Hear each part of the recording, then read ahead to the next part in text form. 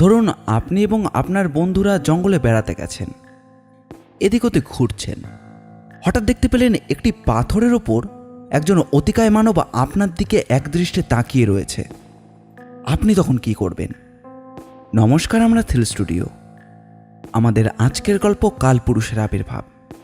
গল্পটি লিখেছেন চিরঞ্জীব সেন। গল্প পাঠে রয়েছে কৌশিক, প্রীতম, চন্দন আর আমি অপূর্ব। পোস্টার ডিজাইন করেছে এসকে দিলার। গল্পটি মন দিয়ে শুনুন। তবে হ্যাঁ, আমাদের চ্যানেলটিকে সাবস্ক্রাইব না করে থাকলে অবশ্যই করবেন। এরকম অ্যাডভেঞ্চার গল্প বা গোয়েন্দা গল্প আমরা প্রায়ই নিয়ে আসি। তাহলে আর বেশি দেরি না করে চলুন শুরু করা যাক। সিংভূম জেলার রাকা মাইন্স থেকে একটি জিপে চেপে আমরা 4 জন জঙ্গলের পথে ঘুরে বেড়াচ্ছিলাম। জিপের চালক ছিলেন মাইন্সের সুপারভাইজার অর্বুদ সিং অরোরা। আমি তার পাশেই বসেছিলাম, আর আমার পেছন দিকে বসেছিলেন অন্ধ্রের মিস্টার জিডি রাসেনু এবং গুজরাটের ওয়াইভি মেহতাজি। এরা দুজনেই সুপ্রসিদ্ধ ভূবিজ্ঞানী। এদের পাণ্ডিত্যর যেমন কোনো তুলনা নেই, গবেষণারও তেমন কোনো শেষ নেই। অরোরা আমার বন্ধু, তারই সৌজন্যে এদের সঙ্গে আমার পরিচয়। ওদের বিজ্ঞান ও গবেষণার কাজে রাকা মাইন্সের পার্বত্য এলাকায় বিভিন্ন অঞ্চলে আমরা ঘুরে বেড়াচ্ছিলাম। মিস্টার রাসেনু এবং মেহতাজি নানা ধরনের যন্ত্রপাতি বার করে কী যে পরীক্ষা করলেন তার কোনো ঠিক নেই। অরোরা আর আমি ঘুরে ঘুরে শুধু প্রকৃতির দৃশ্য দেখতে লাগলাম। সিংভূম জেলার পাহাড় জঙ্গলের একটা আকর্ষণ রয়েছে, যার রূপ, রস এবং গন্ধ মনকে ভরিয়ে দেয়। এর প্রাকৃতিক সম্পদও খুব একটা কম নয়। এক জায়গায় জিপ রেখে আমরা ঘুরছি, এমন সময় একটা আশ্চর্য জিনিস দেখে থমকে দাঁড়ালাম আমরা 4 জনে। দিনটা ছিল কনকনে শীতের দিন, ডিসেম্বরের 10 তারিখ, 1972 সাল। তখন সন্ধ্যা আসন্ন। আমরা পাহাড় জঙ্গলে ঘুরে ঘুরে ক্লান্ত হয়ে পড়েছি। ঠিক তখনই বিস্ময় ও ভয়াবহ একটা ব্যাপার নজরে পড়ল আমাদের। মেহতাজি আতঙ্কে নীল হয়ে বললেন, লুকস দ্যাট। আমরা সভয়ে তাকিয়ে দেখলাম পাহাড় জঙ্গলের অন্ধকারে একটি বড়সড় পাথরের ওপর গালে হাত দিয়ে বসে রয়েছে এক দীর্ঘ পুরুষ। পৃথিবীর ইতিহাসে এরকম বৃহত্তম মানবের অস্তিত্বের কোনো নিদর্শন আছে কিনা আমি জানি না, তাই ভয় শিউরে উঠলাম আমরা। তাকে কি বলবো সেটাই আমরা ভেবে পেলাম না। শকুনের মতো পলকহীন চোখে তাকিয়ে রয়েছে আমাদের দিকে। তাকিয়ে আছে তো আছেই, যেন চোখ দিয়ে লেহন করছে। তার দৃষ্টিতে আমাদের বুকের রক্তটুকু যেন শুষে নিচ্ছে সে। মিস্টার মাসেনু চাপা গলায় বললেন, ওকা সেকেন্ড করায় কারা ওন্ডা টাঙ্কি বিল কাঁদু। অর্থাৎ আমাদের আর এক মুহূর্ত এখানে থাকা উচিত নয়। আমরা কি করব ভেবে না পেয়ে পরস্পরের মুখ চাওয়াচাই করতে লাগলাম। মাসেনু আবার বললেন, তন্ডারগা পারোপালে লেকুনটে প্রাণহানি জড়িত নেই। অর্থাৎ না হলে যে কোনো সময়ই আমাদের প্রাণহানি ঘটে যেতে পারে। মেহতাজি অত্যন্ত সাহসী লোক। এখন দেখলাম তিনিও ঘাবড়ে গেছেন। বললেন, এই জঙ্গল সম্বন্ধে কিছুদিন আগে আমি অনেক রকম কথাবার্তাই শুনেছিলাম। এখানে নাকি ভূত আছে, এখানকার পাহাড় জঙ্গলে অনেক অলৌকিক ব্যাপার ঘটে থাকে। আজ সচক্ষে তা দেখলাম। এটা একটা ভয়াবহ ব্যাপার। কোনো মানুষ কখনোই এত দীর্ঘ হয় না। আমরা ধীরে ধীরে বন্দুক বের করে আনলাম। অরোরা ওর বাসায় যা বলল তা হলো, ওদিক থেকে যদি কোনো আক্রমণ না আসে তবে আমরাও গুলি চালাবো না। মাসেনু বললেন, মিস্টার ইসলামে আমিও এই বিষয়ে একমত। আমি বললাম, সেটা করাই ঠিক। ওই রকম অমানসিক চেহারা, নিঃসন্দেহে সে অনেক শক্তি ধরে। অযথা ওকে খাটানো কোনো মতেই আমাদের উচিত হবে না। গুলি শব্দে বা আঘাতে ও যদি রেগে যায় তাহলে আমরা 4 জন কেন, 100 জন ওকে সামলাতে পারবে না। আমরা 4 জনে দাঁড়িয়ে এসব আলোচনা করতে লাগলাম বটে, কিন্তু আশ্চর্য, সে ভয়ঙ্কর কিন্তু আমাদের 4টে প্রাণীকে তার ভ্রুক্ষেপেও আনলো না। ভাবটা এই যে আমাদের কি সাধ্য যে ওর কিছু করি। হঠাৎ 2 আলোর ছটা পড়ল ভয়ঙ্করটির মুখে। নরদানবটি নিজেকে বিরক্ত ও বিব্রত বোধ করল। এতক্ষণে সে উঠে দাঁড়ালো এবং গাছপালার ডাল সরাতে সরাতে হারিয়ে গেল গভীর বনের অন্তরালে। আমরা সচকিত হয়ে পেছন ফিরে তাকাতেই আলোর উৎস মুখ দেখতে পেলাম। এ তো আমাদের জিপের আলো। আমরা 4 জনই তো এখানে, তাহলে আলো জ্বাললো কে? আমরা ছুটে গেলাম জিপের কাছে। অরোরা সুইচ টিপে আলোটা নেভালো, কিন্তু সবথেকে ভয়াবহ ব্যাপার এই যে জিপের মুখটা ঘোরানো ছিল অন্যদিকে। সেটা ছিল আমাদের থেকে অনেক তফাতে। আমাদের অজান্তে নিঃশব্দে জিপটাকে এখানে টেনে আনলই বা কে? সে রাত্রে ঘুম এলো না আমাদের। প্রত্যেকেই আমরা এই ব্যাপারটা নিয়ে জোর আলোচনায় মেতে উঠলাম। রীতিমতো সজ্ঞানে ও সুস্থ শরীরে আজকে আমরা যা দেখে এলাম সেটাকে আমরা কি বলেই বা ধারণা করব? সাধারণ মানুষ এটাকে ভৌতিক আখ্যা দেবে, কেননা ভূত ছাড়া এই ঘটনা ঘটা অসম্ভব। কিন্তু বিশিষ্ট বিজ্ঞানীরা তো আর ভূতের অস্তিত্ব স্বীকার করে না। অরোরা বলল, আমি এখানে প্রায় বছর 3 আছি, এইরকম ঘটনা চোখে দেখা তো দূরের কথা, কানেও শুনিনি কখনো। কতবার বনে পাহাড়ে জ্যোৎস্নারাতে ঘুরেছি, পিকনিক করেছি, কিন্তু এই দৃশ্যই প্রথম দেখলাম আমি। মেহতাজি বললেন, পৃথিবীতে যত রকমের বস্তু আছে তার সবেরই কিছু না কিছু পরিচয় পেয়েছি, কিন্তু এ যেন সব কিছু ছাড়িয়ে গেছে। হিমালয়ের উচ্চ চূড়ায় তুষার মানবের গল্প শুনেছি, তাকে চোখে কেউ দেখেনি, কিন্তু তার পদচিহ্ন প্রমাণ আছে। তুষার মানবকে নিয়ে কাগজে কলমে অনেক লেখালেখি হয়েছে, কিন্তু এই বিহারের সংভূমে এই রকম একটা নরদানব আছে তা কে জানতো? আমি বললাম, সব থেকে আশ্চর্য ব্যাপার এই যে ওই রকম বিশাল শরীর নিয়ে দানব বা মানব যাই বলুন না কেন, থাকেটা কোথায়?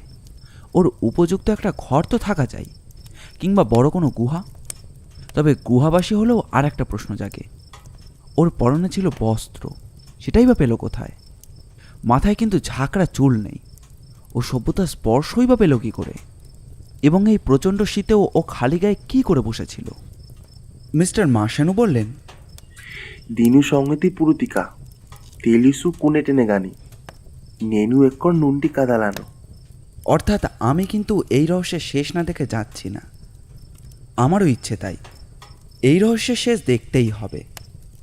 এমনটা জানলে তো একটা ক্যামেরার সঙ্গে নিয়েই যেতাম।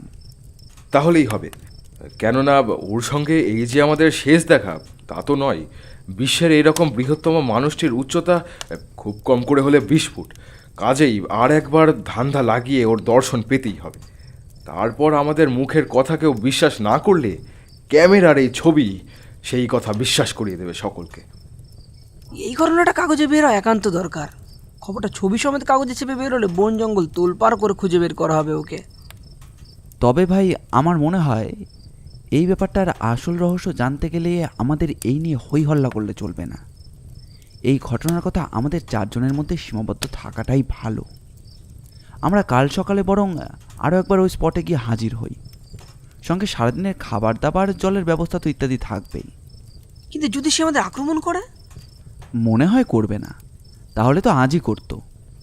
আমার মনে হয় সে যেভাবেই হোক সভ্যতার আলো সে পেয়েছে। তাছাড়া আমরা তো এবার তৈরি হয়েই যাচ্ছি। ক্যামেরা ছাড়াও আমরা তো সশস্ত্র হয়েই থাকবো। চলো কাল সবাই দিনের আলো একটু খোঁজ খবর নিয়ে দেখি, সন্ধ্যের ঝুঁকি নেব না। না না, দরকার হলে দিনরাত অনুসন্ধান চালাবো। তাতে 2-3 দিন ওই বনের ভেতরে আমাদের থাকতে হয়, তাতেও আমি রাজি। তা কি করে সম্ভব? আমি তো অত সময় আপনারা দিতে পারবো না। For why? তোমার চাকরির অসুবিধা হবে, এই তো। তোমার অসুবিধা হলে আমাদের পৌঁছে দিয়ে চলে আসবে, তার পরের ব্যাপারটা আমরা বুঝে নেব। সে যা হয় একটা ব্যবস্থা হবে। কাল সকালে আমি বুধনকে ডাকছি।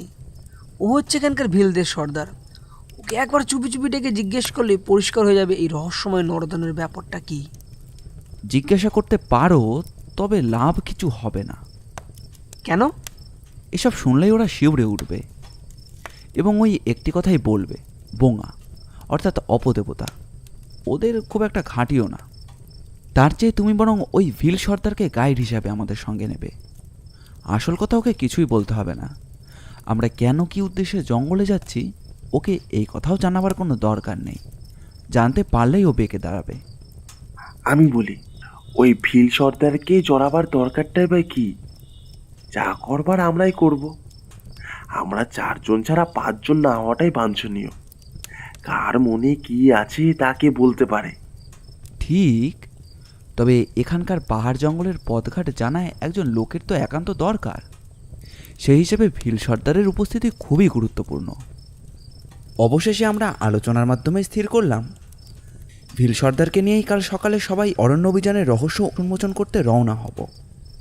আর ওরা আরও 3 দিনের ছুটি নেবে, কেননা ও সঙ্গে না থাকলে ভিড় সর্দার কাজ করতে চাইবে না। সেই রাত্রে মুরগির মাংস আর হাতে করা রুটি খেয়ে আমরা দুশ্চিন্তাগ্রস্ত চিত্তে শয্যা নিলাম। একই ঘরে শুলাম আমরা। শুয়ে এপাশ ওপাশ করতে লাগলাম, ছটফট করলাম। এক অস্থির উত্তেজনায় যেন চোখে ঘুম এলো না। রাত তখন কত কে জানে, ঘড়ির দিকে নজর করিনি। তবে সে এক ভয়ঙ্কর রাত। হঠাৎ বাইরে শুকনো পাতার মশমশ শব্দ শুনে আমি সচকিত হয়ে উঠলাম। আমরা 4 জনেই ভয়ার্ত। এমন সময় জানলায় টক টক শব্দ। নিশ্চয়ই নরদাই এসেছে, না হলে কার এত সাহস যে এত রাতে জানলায় টোকা দেয়। যদিও আমরা ঘরের ভেতরে আছি, তবুও যেন ভয়টা কমলো না। কেননা ওর একটা লাথি ঘরের দেওয়াল ধসিয়ে দিতে পারে, জানলা দরজা ভেঙে দিতে পারে। আর ওরা পিস্তল হাতে ধীরে ধীরে জানলার দিকে এগিয়ে গেল। কনকনে শীতের রাত, তাই সব কিছুই বন্ধ ছিল। জানালা খুলতেই সেটা সশব্দে দুটো হাট হয়ে গেল। আমরা সভয়ে খোলা জানলা দিয়ে তাকিয়ে ভয়ঙ্কর কিছু দেখবার প্রত্যাশা করতে লাগলাম, কিন্তু কিছুই দেখা গেল না। তবু আমরা নিশ্চিন্ত হওয়ার জন্য টর্চ হাতে বাইরে না বেরিয়ে সিঁড়ি বেয়ে ছাদে উঠে চারিদিক লক্ষ্য করতে লাগলাম। কোথাও কেউ নেই। যেরকম ভয়ঙ্কর দানবের প্রত্যাশা আমরা করেছিলাম, শুধু সেই কেন, সেরকম আর কোনো কিছুরই অস্তিত্ব নেই সেখানে। তবুও সেটি ছিল একটি ভয়ঙ্কর রাত। কেননা এরপর ছাদ থেকে যখনই নেমে এসে ঢুকলাম ঘরের মধ্যে, তখনই যেন ঘটে গেল সেই ভয়ঙ্কর কাণ্ডটা। আমরা সচক্ষে দেখলাম জানালার লোহার গরাদটা আস্তে আস্তে বেঁকে যাচ্ছে। মাসেনু চিৎকার করে উঠল, close the window and go away from the room. মাসেনুর কথা বলা শেষ হওয়ার সঙ্গে সঙ্গেই একটা পৈশাচিক হাসিতে ঘরটা ভরে গেল।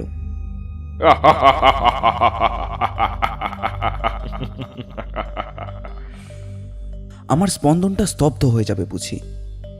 ততক্ষণে জানালার লোহার গরাদটা বেঁকিয়ে এমন করা হয়েছে যেন সেটা অনায়াসেই তার মধ্যে দিয়ে একজন লোক বাইরে থেকে ভেতরে ঢুকে আসতে পারে।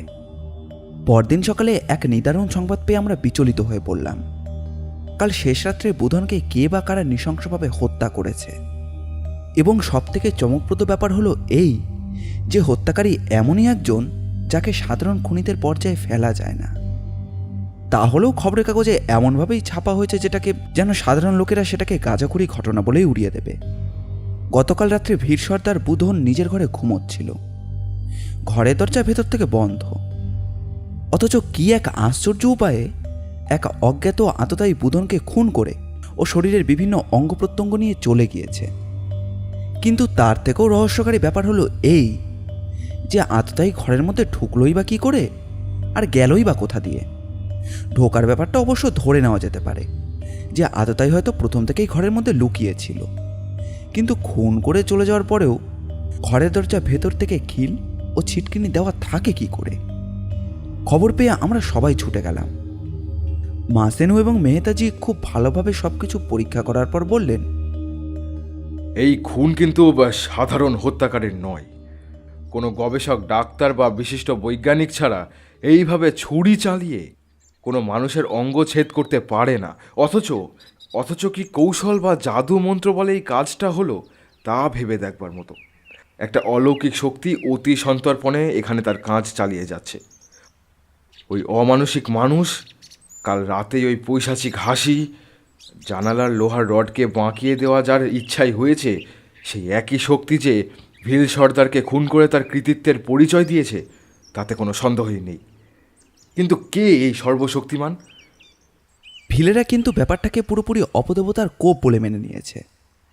বিষয়টি যদিও পুলিশের নজরে আসা উচিত ছিল, তবু আমরা ইচ্ছাকৃতভাবেই ব্যাপারটা চেপে দিলাম, না হলে আমাদের উদ্দেশ্য বাধা পড়তে পারে।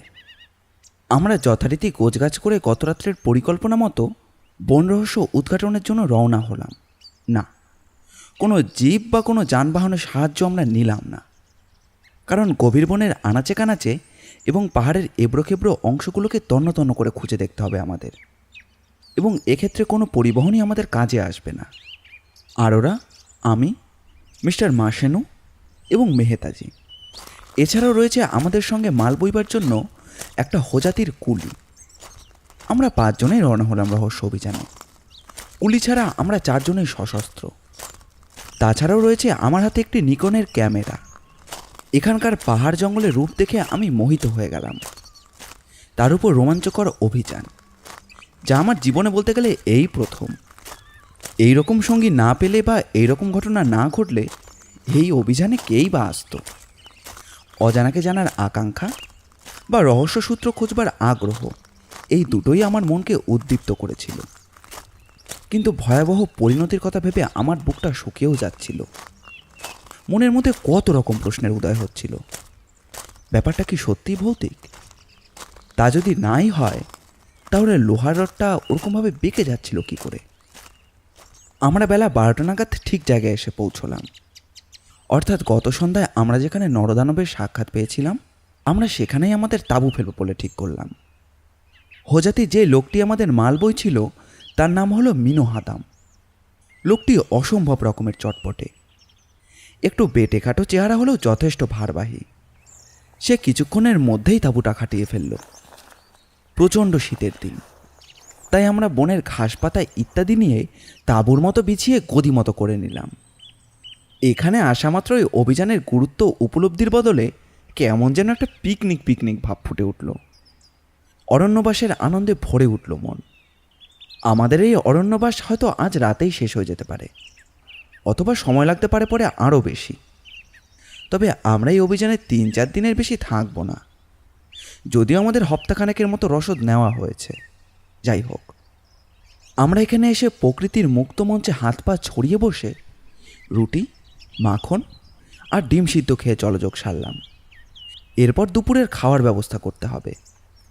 মনোহাদাম বলল যে চাল ডাল তো বাবু সঙ্গেই রয়েছে, একটু ফুটিয়ে নেওয়া যাক। মাসেনু বললেন, না না, চাল ডাল দিয়ে খিচুড়ি পাকাতে হবে না তোমাকে, দুটো আলু দিয়ে ভাতে ভাত করো। ততক্ষণ আমি দেখছি কিছু শিকার করা যায় কিনা। বলতেই ভুলে গেছি, মাসেনু একটা পাখি শিকারের বন্দুক এনেছিলেন। মেহতাজি বললেন, এখানে আপনি কি ধরতে এসেছেন? পাখি তো মারবই, তার উপর যা জঙ্গল দেখি না, 2-1টা হরিণ টরিণ চোখে পড়ে। আর ওরা বলল, হরিণ এখানে পাবেন না। আমি এই এলাকায় যতদিন আছি শুধু পাখি ছাড়া আর কিছু শিকার করার মতো দেখিনি। তা ঠিক আছে, আপনি বসুন, আমি দেখছি কোনো শিকার জোগাড় করতে পারি কিনা। এই শীতে মাংস ভাত নইলে জমবে না। আরোরাকে আমি কখনো হাতছাড়া করি না, তাই আরোরা যেতে আমিও চললাম। আমরা দুজনে জঙ্গলে সুরিপথ ধরে আরও গভীরে ঢুকলাম। কিছু দূর যাওয়ার পর একটা জায়গায় ছড়ছড় শব্দ শুনে বুঝতে পারলাম যে কাছে পিঠেই হয়তো কোথাও ঝর্ণা রয়েছে। আমরা সেই শব্দ শুনে এগোতেই চমৎকার একটি ঝর্ণা দেখতে পেয়ে গেলাম। এখানে দিব্যি স্নান করা যাবে, এর জলও খাওয়া যাবে, এবং গতি ধরে কিছু দূর এগোতে পারলেই নিশ্চয়ই জলাভূমি চোখেও পড়বে আমাদের। আর এখানে সেখানে হয়তো শিকার পাবো আমরা। কিন্তু এর কাছের ধারে কোনো গুহা বা অন্য কোনো বড় আশ্রয়স্থল কিছুই চোখে পড়ল না আমাদের, যেটাকে আমরা নরদানব বা অমানসিক মানুষের আশ্রয়স্থল বলে মনে করতে পারি। জলের জায়গার সন্ধান তো পেলাম। এবারের গতিপথ ধরে কিছুটা এগোতেই একটা নিম্নভূমি চোখে পড়ল, যেখানে আমাদের অনুমান মতো ঝর্ণার জল জমে গিয়ে একটি জলাভূমি সৃষ্টি করেছে। আমরা পা টিপে টিপে সেদিকে এগোতেই অনেক পাখি চোখে পড়ল, আর ওরা বন্দুক ছুড়ল। অমনি ঝাঁকে ঝাঁকে পাখি উড়ে গেল আকাশে। কয়েকটি অবশ্য গুলিবিদ্ধ হয়ে ছটফটও করতে লাগলো। পাখি নিয়ে আমরা ফিরছি, এমন সময় লক্ষ্য করলাম এখানকার ভিজে নরম মাটিতে এক অতিকায় মানুষের পায়ের ছাপ। মানুষটি এখানে কি করছিল? জল খেতে এসেছিল? কিন্তু এখানে এত চমৎকার ঝর্ণা থাকতে জল খেতে এত নিচে এলো কেন? যাই হোক, আমরা যে কাজের জন্য এখানে এসেছিলাম তার একটু অন্তত হদিশ পেলাম। এই জলাভূমি বা ঝর্ণাকে কেন্দ্র করেই তার সাক্ষাৎ পেতে পারি আমরা। আর ওরা আরও খানিকক্ষণ পদচিহ্ন লক্ষ্য করলো, তারপর বলল, একটা ব্যাপার লক্ষ্য করেছো কি? পায়ের ছাপটা কিন্তু জলাভূমির দিকে নেমে গেছে ক্রমশ, উঠে আসার কোনো চিহ্নই নেই। সত্যি তো, লোকটা না হয় জলায় নামলো, তারপর গেল কোথায়? যাই হোক, আমরা পাখি শিকার করে ফিরে এসেই দেখলাম মিস্টার মার্শেনও মস্ত একটা হরিণ শিকার করে বসে আছেন। আমরা তো দুজনেই অবাক। আর ওরা বলল, এই বনে হরিণ, তাও এত বড়? এ অসম্ভব। একটি যখন মরেছে তখন এর দলে আরও অনেক আছে। কিন্তু কোনো কিন্তু নয়, এখন এটাকে ছাড়িয়ে ফেলার ব্যবস্থা করো। মনোহাদাম হরিণের ছাল ছাড়িয়ে তার মাংস তৈরির ব্যবস্থা করতে লাগলো। খাওয়া দাওয়ার পর সাঙ্গ করতেই সন্ধ্যা হয়ে গেল। একটু বিশ্রাম না নিলেই নয়। তবুও ভেতরের ঘাসের গতিতে হাত পা ছড়িয়ে শুয়ে পড়লাম। আর ওরাকে বললাম, বেশ তো ঘাটে গেড়েছি, রাত দুপুরে আবার বাঘের পেটে চলে যাব না তো? না, সে ভয় নেই। গভীর জঙ্গলে ভালুক থাকতে পারে, কিন্তু বাঘ নেই। এখানে জঙ্গল গভীর হলো মাইন্সের জন্য অনেক লোকবসতি হয়ে গেছে, তাই জন্তু জানোয়াররা দূরে সরে গেছে। তবে সাবধানে থাকা ভালো। এখানে তো আমাদের পড়ে পড়ে ঘুমলে চলবে না। আমরা এসেছি এক অজানা রহস্যের মুখোমুখি হতে, আর একটু পরেই তৈরি হতে হবে। হয়তো আমাদের বিপদ এবার ঘনিয়ে এলো বলে। যদি সে নরদানবের আবির্ভাব এখানে হয়, তাহলে আমরা এখনই তার মোকাবিলা করব। মিনোহাদাম খাওয়া দাওয়ার পর টুকটাক হাতের কাজ ছেড়ে কুড়ুল কাঁধে নিয়ে কাঠ কাটবার জন্য তৈরি হলো। আর ওরা বলল, এই ভর সন্ধ্যাবেলায় কেন? যা করবার কাল সকালেই করবে। এমন সময় কেউ জঙ্গলে কাঠ কাটতে যায়? মিনোহাদাম বলল, জঙ্গলের মানুষ আমরা, জঙ্গলকে ভয় করি না বাবু। এসব জায়গায় আমাদের অনেক দিনের যাতায়াত। এখানকার কাঠকুটো না নিয়ে এলে চলে। সারা রাত কি করব? যাও, তবে খুব সাবধানে যাবে। ঠিক আছে বাবু। আমরা ঠিক করলাম এই পরিবেশে ঘুম তো হবেই না, তাই পালা করে রাত জাগব। আরোরা এবং আমি ঘুমিয়ে নিলে মোশেনু এবং মেহতাজি পাহারা দেবেন। আবার ওরা যখন ঘুমোবেন তখন আমরা রাত জেগে পাহারা দেব। সন্ধ্যার অন্ধকার ক্রমশ ঘনিয়ে আসছে। অনেকক্ষণ তো হয়ে গেল। মিনোহাদাম আর ফিরে আসছে না কেন? ওর কাঠ কাটার যে ঠকঠক শব্দও শুনতে পারছি না। আরও বেশি অন্ধকার হলে পথ চিনে তাঁবুর কাছে ফিরে আসাই তো ওর কাছে দুষ্কর হয়ে উঠবে। আর ওরা দেশলাই জেলে লণ্ঠন জ্বালালো। মাসানু বললেন, নিশ্চয়ই কোনো বিপদ হয়েছে লোকটার। আর ওরা বলল, আমি বারণ করলাম, কিন্তু শুনলো না যেমন আমার কথা। শুনেই বা কী লাভ হতো? আগুন জ্বলতো কিসে? তার চেয়ে এক কাজ করি, চলো। আমাদের টর্চ তো আছেই, বরঞ্চ এগিয়ে গিয়ে একটু খোঁজ করি ওর। তাই চলো, আর দেরি করা উচিত নয়। বেশ কিছুক্ষণ যাওয়ার পর একটা জায়গায় থমকে দাঁড়ালাম আমরা। মাসানু অস্ফুটে চিৎকার করে উঠলেন, হাউ ডেঞ্জারাস! কি ভয়ঙ্কর! ইমটি আক্কারা! তাকিয়ে দেখলাম এক জায়গায় চাপ চাপ কিছু রক্ত জমাট বেঁধে রয়েছে এবং তার পাশেই পড়ে রয়েছে কাঠ কাটা কুড়ুলটা। আমরা এরোর মুখের দিকে তাকালাম। তারপর আমি ভয়ে ভয়ে বললাম, আমার কিন্তু সাহস হচ্ছে না। বাঘ যদি সত্যি কাছে পিঠে থাকে? থাকলেই বা, মিনোহাদাম যদি আমাদের জন্য তার জীবন দিতে পারে, তাহলে আমরা পারবো না কেন? তাহলে আমরা পারবো না তাকে উদ্ধার করবার জন্য সামান্য একটু রিস্ক নিতে? ঠিক কথা। মিনোহাদাম স্থানীয় লোক, সে জানতো এখানে ভয়ের ব্যাপার কিছু নেই। কিন্তু এখন প্রশ্ন এই যে সে কি সত্যি কোনো হিংস্র জানোয়ারের কবলে পড়েছে, নাকি সেই নরদানবী তাকে এসে তুলে নিয়ে গিয়েছে? আপনি ঠিক কথাই বলেছেন তো। সেই জন্যই বলছি, অযথা রিস্ক না নেওয়াই ভালো। জীবনটা তো আর ছেলে খেলা নয়। তাহলে মরতেই জঙ্গলে এসেছিলেন কেন? ঘরে শুয়ে থাকলেই তো পারতেন। বেড়াতে।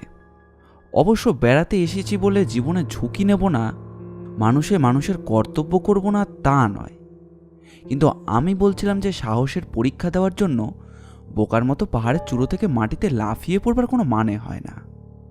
তার থেকে বরঞ্চ মিস্টার অরোরা ও মেহতাজিকেও সঙ্গে নিই। ওদের মতামতটাও একবার জানা দরকার। আমার মনে হয় রাত্রে তাঁবুতে বসে নজর রাখা এবং দিনের আলোয় অনুসন্ধান করাটাই ভালো। ঠিক আছে, তাই করা যাবে। তবু আসুন না সামান্য একটু এগিয়ে দেখি, যদি মানুষটাকে উদ্ধার করতে পারি। আপনি পিছন থেকে লক্ষ্য রাখুন, আমি সামনের দিকে লক্ষ্য রেখে এগোতে থাকি। মাসেনুর একাগ্রতা দেখে এবং তার দরদে মনের পরিচয় পেয়ে আমি অভিভূত হয়ে গেলাম। মনের মধ্যে ভয়ের মেঘ যা ছিল তা সব কেটে গেল। বললাম, গো অ্যাহেড, আপনি সামনে দেখুন, আমি পেছনে লক্ষ্য রাখছি। ওর খোঁজ না নিয়ে যাব না। রক্তের দাগ ধরে যেতে যেতে ঝর্ণার পাশ দিয়ে এগোতে লাগলাম আমরা। তারপরে পথ যেখানে নিম্নভূমি হয়ে জলাভূমি সৃষ্টি করেছে, সেখানেই হঠাৎ দেখতে পেলাম যে মনোহাদামের দেহটা পড়ে রয়েছে। সেটা নড়াচড়া করছে না, তার মানে সেটা মরেই গেছে। কাছে গিয়ে দেখলাম বিভৎস ব্যাপারটা। পড়ে রয়েছে মিনোহাদামের দেহটা। মিনোহাদামের দুটো চোখ নেই এবং শরীরের বিভিন্ন অঙ্গ প্রত্যঙ্গ অত্যন্ত দক্ষতার সঙ্গে ছুরি চালিয়ে বিশেষ প্রয়োজনীয় অংশগুলোকে কে বা কারা যেন কেটে নিয়েছে। কে সে? এ তো বন্য কোনো হিংস্রতার ব্যাপার নয়। মাসেনোর কথা শুনে ভাগ্যিস এসেছিলাম, নাহলে এই রহস্য যেই তিমিরে সেই তিমিরেই ঢাকা থাকতো। কাল রাতে বুধন সর্দারকেও যেভাবে হত্যা করা হয়েছিল, আজ মিনোহাতামশাই নৃশংসতার শিকার হলো। কার এই কাজ? কি অদ্ভুত উপায়ে এই ঘটনাগুলো যে ঘটে যাচ্ছে সেটাও আমাদের সবার ধারণার বাইরে। আমরা আর সেখানে দাঁড়ালাম না, ধীরে ধীরে তাঁবুর কাছে ফিরে এলাম। এখন আমরা 4 জন, হ্যাঁ 4 জনই। এবার থেকে তাঁবু সমেত সমস্ত মালপত্তর আমাদের ভাগাভাগি করে নিয়েই বইতে হবে। তাঁবুর ভেতর বসে আমাদের পরবর্তী কর্মসূচি নিয়ে আলোচনা করছি, এমন সময় হঠাৎ কি একটা যেন স্যাঁত করে আমাদের চোখের সামনে দিয়ে ছিটকে গেল। কি ওটা? অন্যমনস্ক ছিলাম বলে সেটাকে ভালোভাবে লক্ষ্য করতে পারলাম না, তবে সেটা যে ভয়ঙ্কর কিছু তা অনুমান করতে পারলাম। বাইরে প্রচণ্ড শীতের দাপট। ওই যে ওটা কে আসছে? আগুনের হুলকা নিয়ে? ও কে? কোনো অগ্নিদানব নাকি আগুনের দেবতা? পাহাড়ের ওপ্রান্ত থেকে ছুটে এসে আমাদের তাঁবুর ওপর দিয়ে লাফিয়ে চলে গেল। বুঝলাম আর রেহাই নেই। এবার আমরা সেই ভয়ানক শক্তির দৃষ্টিগোচর হয়েছি। আমরা সকলেই তার শিকার। ওর মুখের গ্রাস ও নেবেই। আবার আবার আসছে। উহ, কি ভয়ানক, কি সাংঘাতিক! তার সারা গায়ে আগুন জ্বলছে। কেমন একটা যেন অস্থির উন্মাদনায় ছুটোছুটি করছে সে। কিন্তু কি ওটা? প্রাগৈতিহাসিক যুগেও এরকম কোনো প্রাণীর অস্তিত্ব পাওয়া গেছে কিনা সন্দেহ রয়েছে। বাঘের মতো চেহারা, অথচ একটি বড়সড় বাঘের 100 গুণ বড় শরীর, আর সেখান থেকে ছিটকে পড়ছে আগুনের ফুলকি। মিস্টার মাসেনো আমাদের সতর্ক করে দিলেন। চলুন আমরা এখনই তাঁবু ছেড়ে বেরিয়ে পড়ি। পাহাড়ের বড় বড় পাথরের আড়ালে কোথাও গিয়ে লুকোই, না হলে আজ আমাদের আর নিস্তার নেই। কাম সুন উইথ মি, কুইক। আমরা সশস্ত্র হয়ে প্রায় তীর্ধনুকের ছিলার মতোই ছিটকে বেরিয়ে পড়লাম। তারপর পাথরের একটি খাঁজে লুকিয়ে রইলাম। দৃষ্টি রাখলাম তাঁবুর দিকে। ভাগ্যিস জ্যোৎস্না ছিল, তাই রক্ষে। সব কিছু দিনের আলোর মতো পরিষ্কার। আমরা বন্ধ কুচিয়ে অপেক্ষা করতে লাগলাম জন্তুটার জন্য। অনন্ত ধৈর্য ধরে অপেক্ষা করতে লাগলাম। একটু পরেই আবার দেখা গেল তাকে। জঙ্গল থেকে বেরিয়ে এসেই আমাদের তাঁবুর উপর ঝাঁপিয়ে পড়ে সেটাকে কামড়ে হুকশুদ্ধ উপড়ে ফেলল। মুহূর্তের বিরতি। তারপরেই আমাদের 4 জনের রিভলভার একসঙ্গে গর্জন করে উঠল। সঙ্গে সঙ্গে সে কি একটা প্রাণান্ত চিৎকার! কি ভয়ঙ্কর ডাক! কাতর আর্তনাদ ও সুতীব্র গোঙানিতে যেন বনভূমি কেঁপে উঠল। জন্তুটা হাত 10 দূরে ছিটকে পড়েই ছটফট করতে করতে উঠে দাঁড়িয়েই তীর বেঁকে ছুটতে লাগলো। আমরাও আর কাল বিলম্ব না করে তাকে ধাওয়া করলাম।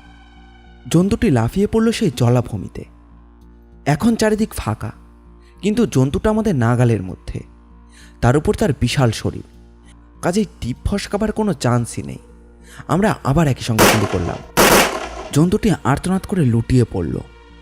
আমরা ছুটে গেলাম সেখানে পরীক্ষা নিরীক্ষা করতে। মাসেনো বললেন, আরে এর গায়ে তো দেখছি ফসফরাস মাখানো আছে, তাই ওর গা থেকে কতগুলো আগুনের ফুলকির মতো জেল্লা বেরোচ্ছে। কিন্তু এটা এমন গুটিয়ে ছোট হয়ে যাচ্ছে কেন? আমরা অবাক বিষয়ে লক্ষ্য করলাম যে সেটা ছোট হতে হতে ক্রমশ একটা বেড়ালে পরিণত হয়েছে। একসময় তার থাবা শূন্যে লুটিয়ে পড়ল। যাক, বাঁচা গেল। বাঘই হোক আর বেড়ালি হোক, আমাদের তো কিছু যায় আসে না। শুধু একটা আশ্চর্য অভিজ্ঞতা সঞ্চয় করলাম। আর ঠিক তখনই আমাদের মনে পড়ল কালকের ওই নরদানবটির কথা। আমরা তখন দাঁড়িয়ে দাঁড়িয়ে এ রহস্যের কিনারা খুঁজছি। হঠাৎ এই সময় কে যেন বলে উঠল, ছি ছি, 4 জন বীর পুরুষ রিভলভার পিস্তল নিয়ে জঙ্গলে এসে শেষকালে বাঘ মারতে বিড়াল মারলেন। লজ্জার কথা। ছি ছি ছি ছি ছি ছি ছি ছি ছি ছি। আমরা চারিদিকে ঘুরে তাকেও কাউকে দেখতে পেলাম না। আমার কাছে যে ক্যামেরা ছিল সেটা প্রায় ভুলেই গিয়েছিলাম। কণ্ঠস্বরই আমাকে মনে করিয়ে দিল। কই নিন, একটা ছবি তুলুন। খবরের কাগজে ছাপলে কিন্তু নাম হয়ে যাবে আপনাদের, কারণ এরকম অভিনব শিকার আজ পর্যন্ত কেউ করেনি। হু আর ইউ, নিউ অ্যাবডাক্ট? কে তুমি? দেখবেন আমি কে? আমাকে দেখে ভয় পাবেন না তো, আমি কিন্তু অত্যন্ত সাংঘাতিক। আমাকে কেউ দেখতে চায় না। আমি ভূত নই, ভগবান নই, জন্তুও নই, জানোয়ারও নই। তবে তুমি কে? আমি কালপুরুষ। আমি কালকে জয় করতে পারি। আমি এক দারুণ বিভীষিকা। এই দেখুন, জলের ওপারে লক্ষ্য করছেন, আমাকে দেখতে পাবেন। ওই আমি আসছি।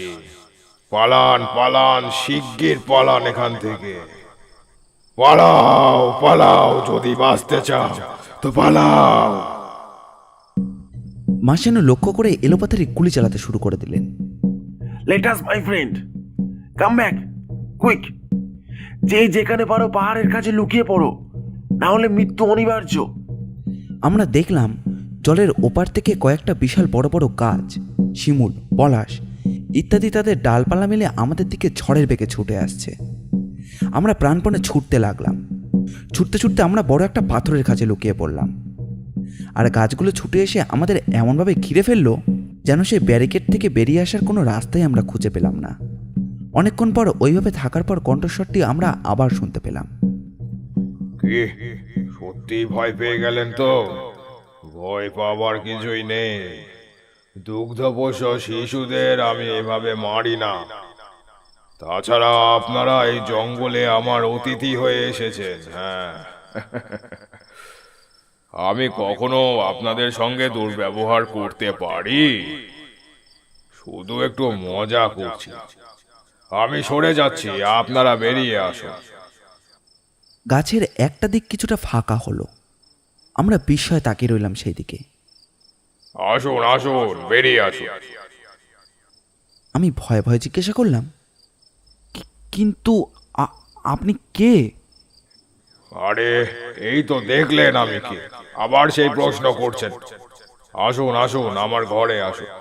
আপনাদের জন্য যথা সামান্য খাওয়া দাওয়ার আয়োজন করেছি, চলে আসুন। আমরা পরস্পরের মুখ চাওচাই করতে লাগলাম। কোথায় যাব আমরা? আরে আসুনই না। আমরা বেরিয়ে এলাম। একটু বাঁদিকে নেমে এগিয়ে যান, সিঁড়ি পাবে। আমরা বাঁদিকে একটু এগোতেই কয়েক ধাপ সিঁড়ি দেখতে পেলাম। সিঁড়ি ভেঙে নামতেই এবার ডান দিকের পাহাড়ের গায়ে যে পাথরটা আছে ওটিকে ঠেলে সরিয়ে দিন। আমরা পাথরটার দিকে তাকিয়ে চুপচাপ দাঁড়িয়ে রইলাম। অরোরা আবার বলল, অসম্ভব! আপনি কি এখনো আমাদের সঙ্গে রসিকতা করছেন? কোনো মানুষ কি কখনো পারে ওটাকে সরাতে? সত্যিই তো, প্রায় 200-250 ফুট উঁচু একটা পাথর। সেই পাথরটাকে শুধু পাথর না বলে একটা পাথরের দেওয়াল বললেও হয়তো অত্যুক্তি হবে না। তবু একবার চেষ্টা করে দেখুন না। একেবারে না মরে ভূত হয়ে যান কেন আপনি? পারবো না, আমরা তো 4 জন। এরকম 1,00,000 জন চেষ্টা করেও পারবে না। তবুর মর্যাদা দিতেই আমরা 4 জন সেই পাথরটাকে ঠেলাঠেলি করতে লাগলাম। অমনি সে কি এক প্রকাণ্ড হাসি।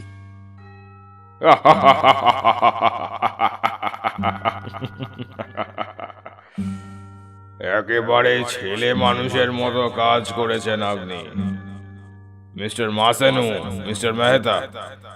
আপনারা বিজ্ঞান নিয়ে গবেষণা করেন, অথচ মাথা খাটিয়ে এমন একটা বৈজ্ঞানিক পদ্ধতি বার করতে পারলেন না যার দ্বারা এটাকে নড়াতে পারেন।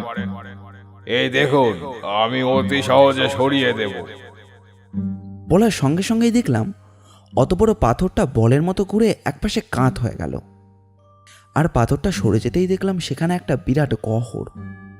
আমরা বাইরে থেকে টর্চ ফেলে তার ভেতরটা দেখতে লাগলাম। হ্যাঁ, দেখুন, বেশ ভালো করেই দেখুন। এই ভিতরেই আমি থাকি। তবে আরো ভেতরে।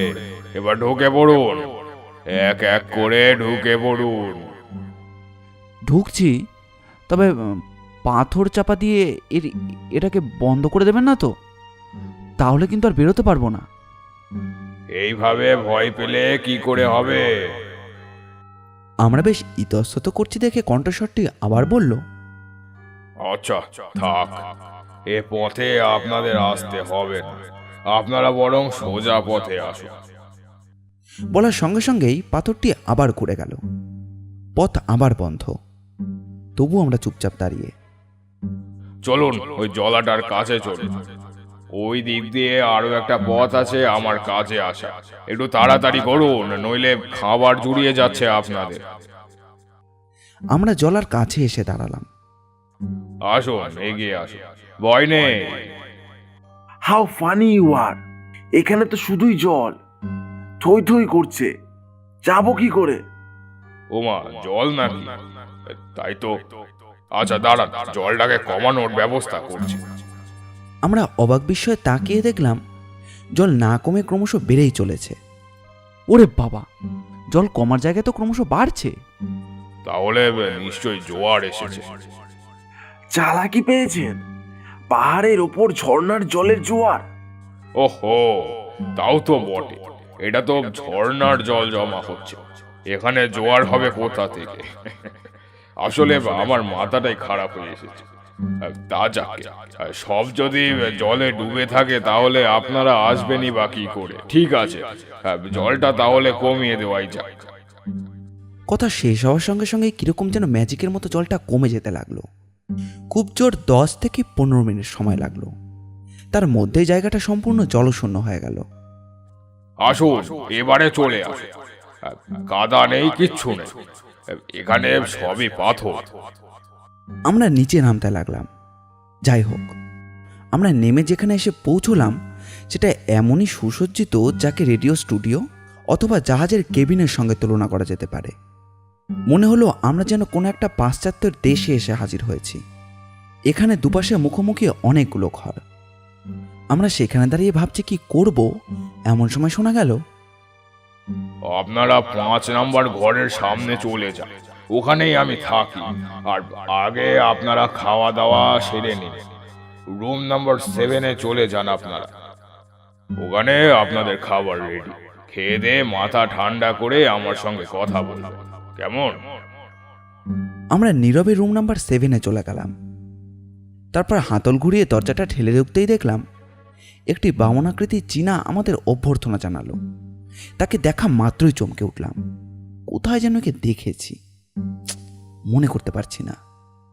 চীনাটা হেসে আমাদের অভ্যর্থনা জানালো, তবে কোনো কথা বলল না।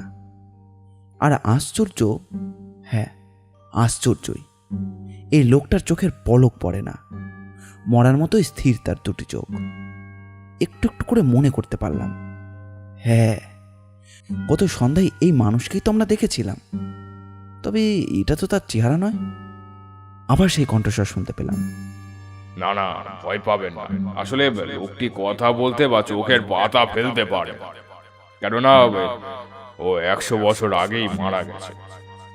আমাদের দম তো প্রায় বন্ধ হওয়ার উপক্রম। বলে কি, 100 বছর আগে মারা গেছে এই লোকটি? তাই যদি হবে তাহলে এই লোকটি আমাদের সামনে দাঁড়িয়ে রয়েছে কিভাবে? মাঝানো ক্ষিপ্ত হয়ে সেই চীনা লোকটির উপর বন্দুক তুলল, কিন্তু সে অদ্ভুত উপায়ে তার হাত থেকে বন্দুকটা ছিনিয়ে নিল। কণ্ঠস্বরটি এবার ক্রুদ্ধ ও গম্ভীরভাবে বলল, আর আমি আপনাদের একটুও বিশ্বাস করতে পারছি না। যার কাছে যা কিছু আছে, অস্ত্র শস্ত্র সব নামিয়ে রাখুন। তারপর আমাকে উদ্দেশ্য করে বলল, আপনার ক্যামেরাটাও নামিয়ে রাখুন। ওটার আর দরকার নেই, নিন, খাবার টেবিলে বসে খেয়ে নিন আপনারা। আমরা খাওয়া দাওয়া সেরে বেরিয়ে রুম নাম্বার 5-এর সামনে এসে দাঁড়ালাম। সেখানে লাল আলো চলেছিল। অনেকক্ষণ অপেক্ষা করার পর নীল আলো চলে উঠল, অর্থাৎ ভেতরে যাওয়ার সংকেত। আমরা ভেতরে ঢুকেই দেখলাম এক অত্যন্ত রূপবান পুরুষ একটি উঁচু জায়গায় সিংহাসনে বসে টেবিলের ওপর কি যেন খসখস করে লিখে চলেছেন। তার সামনের সারিতে কতগুলো দামি দামি গদিয়াটা চেয়ার। উনি মুখ না তুলেই আমাদের সেখানে বসতে ইঙ্গিত করলেন। আমরা যেই না চেয়ারের উপর বসেছি অমনি চেয়ার লাগোয়া দুটো হাতল আমাদের শক্ত করে চেপে ধরল।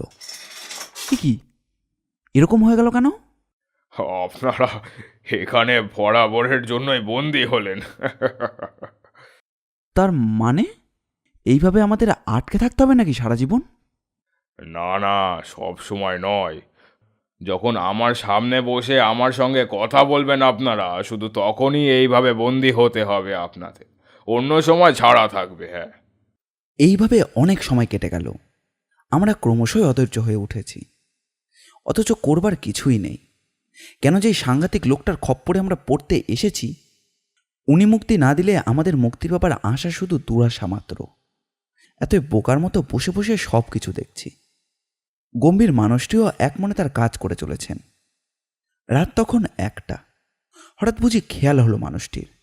বললেন, আরে আপনাদের আমি বসিয়ে রেখেছি না, ভারী লজ্জার কথা। কোথায় একটু আলাপ সালাপ করব, তার জায়গায় ছে ছে ছে ছে ছে। শুনুন, আপনারা যাই মনে রাখুন না কেন, আপনাদের 4 জনকে আমার দরকার, এবং মেহতাজির ব্রেনটা আমাকে নিতেই হবে।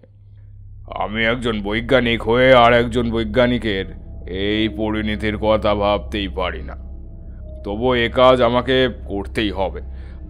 আশা করি যে কাজ আমি করতে চলেছি তা যদি সাকসেসফুল হয়, তাহলে মিস্টার মাসেনু এবং মেহতাজি আমার এই সাফল্যের জন্য চিরকাল অমর হয়ে থাকবেন। দেশ বিদেশে যখন আমার খ্যাতি ছড়িয়ে পড়বে, তখন সহযোগী হিসাবে আপনাদের নামও ছড়িয়ে পড়বে লোকেদের মুখে মুখে। আমরা 4 জনের সবাই তাকিয়ে থাকলাম তার মুখের দিকে। তিনি এবার অরোরা ও আমার দিকে তাকিয়ে বললেন, আপনারাও আমার কাজে লাগবেন অবশ্য। আপনারা স্বেচ্ছায় রক্তদান করলে আমি আপনাদের এখনই ছেড়ে দিতে পারি, কিন্তু তাহলে হবে কি, আপনারা থানা পুলিশ করে একটা বিরাট হইচই বাঁধিয়ে একটা কাণ্ড ঘটাবেন। আমার সমস্ত পরিকল্পনা বানচাল হয়ে যাবে এবং এত কষ্টে গড়ে তোলা এই ঘাঁটিটাও নষ্ট হয়ে যাবে। আমি বললাম, দেখুন, এই পর্যন্ত আপনার যে ক্ষমতার আমরা পরিচয় পেয়েছি, তাতে আপনি যে বাজে লোক নন তার প্রমাণ হয়ে গেছে। যে অসাধারণ শক্তি আপনি সঞ্চয় করেছেন, সেটা আমাকে দারুণভাবে প্রভাবিত করেছে। নিজেকে যদি কোনো সৃষ্টিমূলক কাজে আমি এতটুকু লাগাতে পারি, তাহলে আমি আমাকে ধন্য বলে মনে করব। নিয়ে আসুন, আপনি কাগজ নিয়ে আসুন। এক্ষুনি আমি আমার স্বেচ্ছায় আত্মদানের কথা লিখে দিচ্ছি। তাহলে আমিই বা বাকি থাকি কেন? আমিও মরতে চাই। কাগজ নিয়ে আসুন, আমিও লিখে দিচ্ছি। আপনারা অভিনয় করছেন না তো আমার সঙ্গে? না, আমি কথা দিচ্ছি। মিস্টার মাসেনু বললেন, যাক, ওসব কথা যাক। আমার এবং মিস্টার মেহতাজির ব্রেনটা যদি আপনার কোনো মহৎ সৃষ্টির কাজে লাগে তো লাগুক না। শুধু আপনার কেন, আমাদের শরীরের সমস্ত অঙ্গ প্রত্যঙ্গ অন্যর কাজে লাগতে পারে। তবে আপনার কাজের ধারাটা কি তা একবার আমাদের জানাটা দরকার। তিনি সঙ্গে সঙ্গে সুইচ টিপতেই আমরা বন্ধনমুক্ত হলাম। এবার তিনি অত্যন্ত প্রফুল্ল হয়ে আমাদের কাছে এসে বললেন, আমি জানতাম আপনারা রাজি হবেন। আমি জানতাম, তবে আমিও বেইমানি করব না। আমার সাফল্যের সঙ্গে আপনাদের অবদানের কথাও আমি বিশ্ববাসীকে জানিয়ে দেব। হ্যাঁ, আগে আপনার কাগজ নিয়ে আসুন, আমাদের স্বীকৃতিটা লিখে দিই। আরে মশাই, ব্যস্ত হচ্ছেন কেন? দেবেন দেবেন, পরে দেবেন, এত তাড়াহুড়োর কিছু নেই। আজ আপনারা বিশ্রাম করুন, কাল সকালে আমি অপারেশন করব, তখনই দেবেন, কেমন? তার আগে চলুন, আমার ল্যাবরেটরি একটু দেখিয়ে আনি আপনাদের। জাস্ট এ মিনিট, একটু জল পাওয়া যেতে পারে? অফকোর্স, জল পাবে না এটা কি একটা কথা হলো?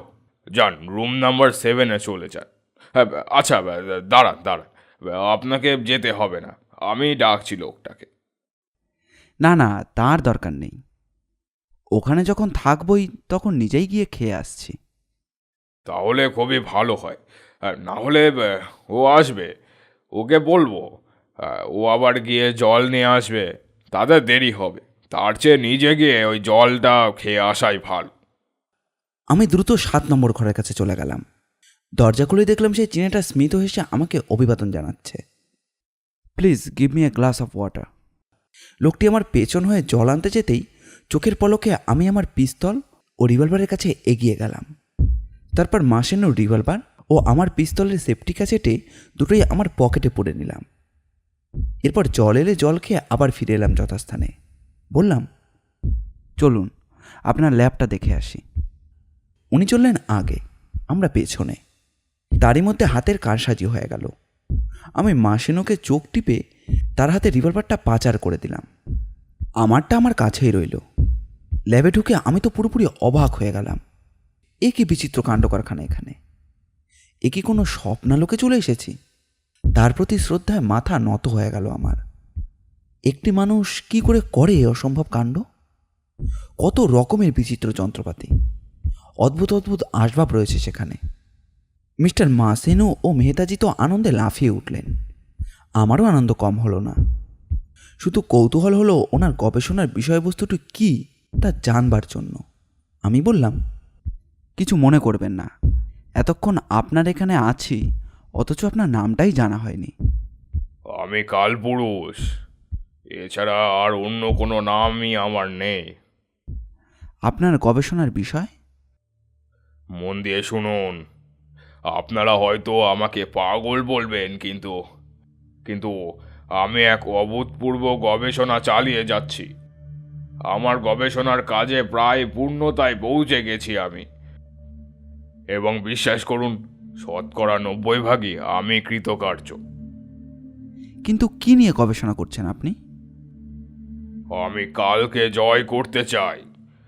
আগমে একটা কথা আছে, ব্রহ্মাণ্ডে যে গুণাশক্তিতে বই শান্তি কলবরে। অর্থাৎ ব্রহ্মাণ্ড যা যা গুণ আছে তা সবই আছে আমাদের শরীরে। তাহলে তা যদি হয়, তবে সেই উপাদান দিয়ে আমাদের শরীরকে জরা ব্যাধি মৃত্যুর হাত থেকে রক্ষা করা নিশ্চয় কঠিন কাজ নয়। শরীরকে ব্যাধিমুক্ত করার নানান রকম উপায় আমরা ইতিপূর্বে আবিষ্কার করেছি, শুধু জরা ও মৃত্যুকে জয় করতে পারিনি। আমি সেই অসাধ্যকেই সাধন করছি। আমি পরীক্ষা করে দেখেছি, মানুষের শরীরে গোটা কতক কলকবজাকে ধরে নাড়া দিতে পারলে মানুষের বার্ধক্যকে এড়ানো যায়, এবং বার্ধক্য এসে গেলেও আবার অরণ্যে পৌঁছানো যায়।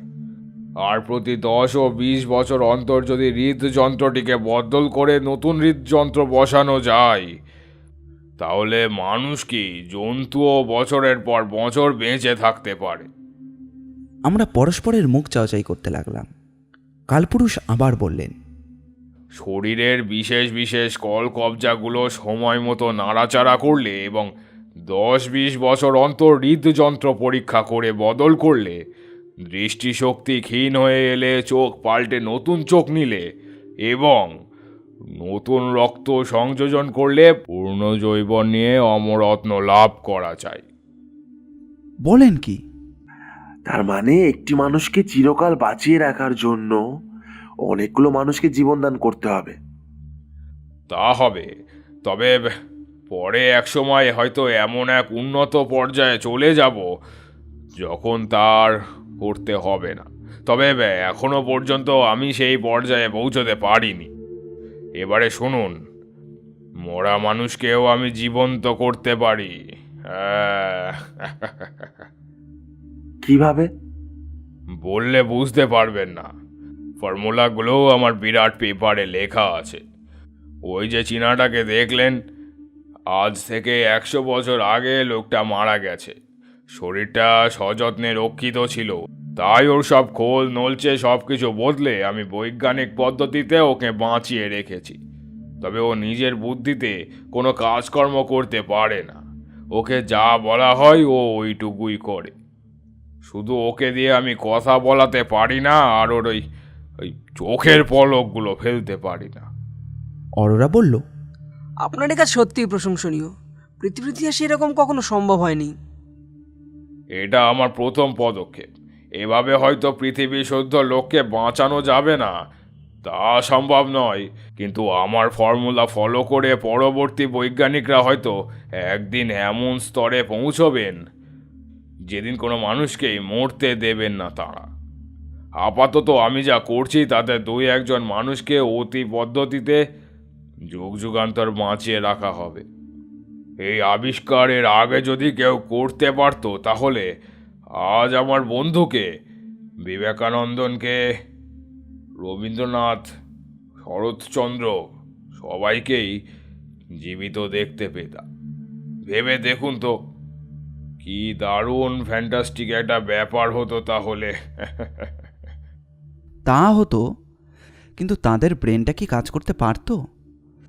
বুদ্ধের মাথায় যদি বুধন সর্দারের ব্রেন প্রয়োগ করতেন, রবীন্দ্রনাথের মাথায় যদি আমার ব্রেনটা বসতো, তাহলে কি লাভ হতো? শেষ জীবনে নজরুলের যেই দশা ঘটেছিল, আমার কি তাই হতো না?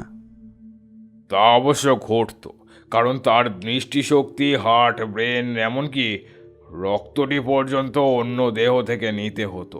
তবু মানুষটা তো থাকতো, তাই না? তা থাকতো। আচ্ছা, আপনি কাল রাত্রে যে মিনু আদমকে নৃশংসভাবে খুন করলেন, এর পেছনে আপনার কি উদ্দেশ্য আছে?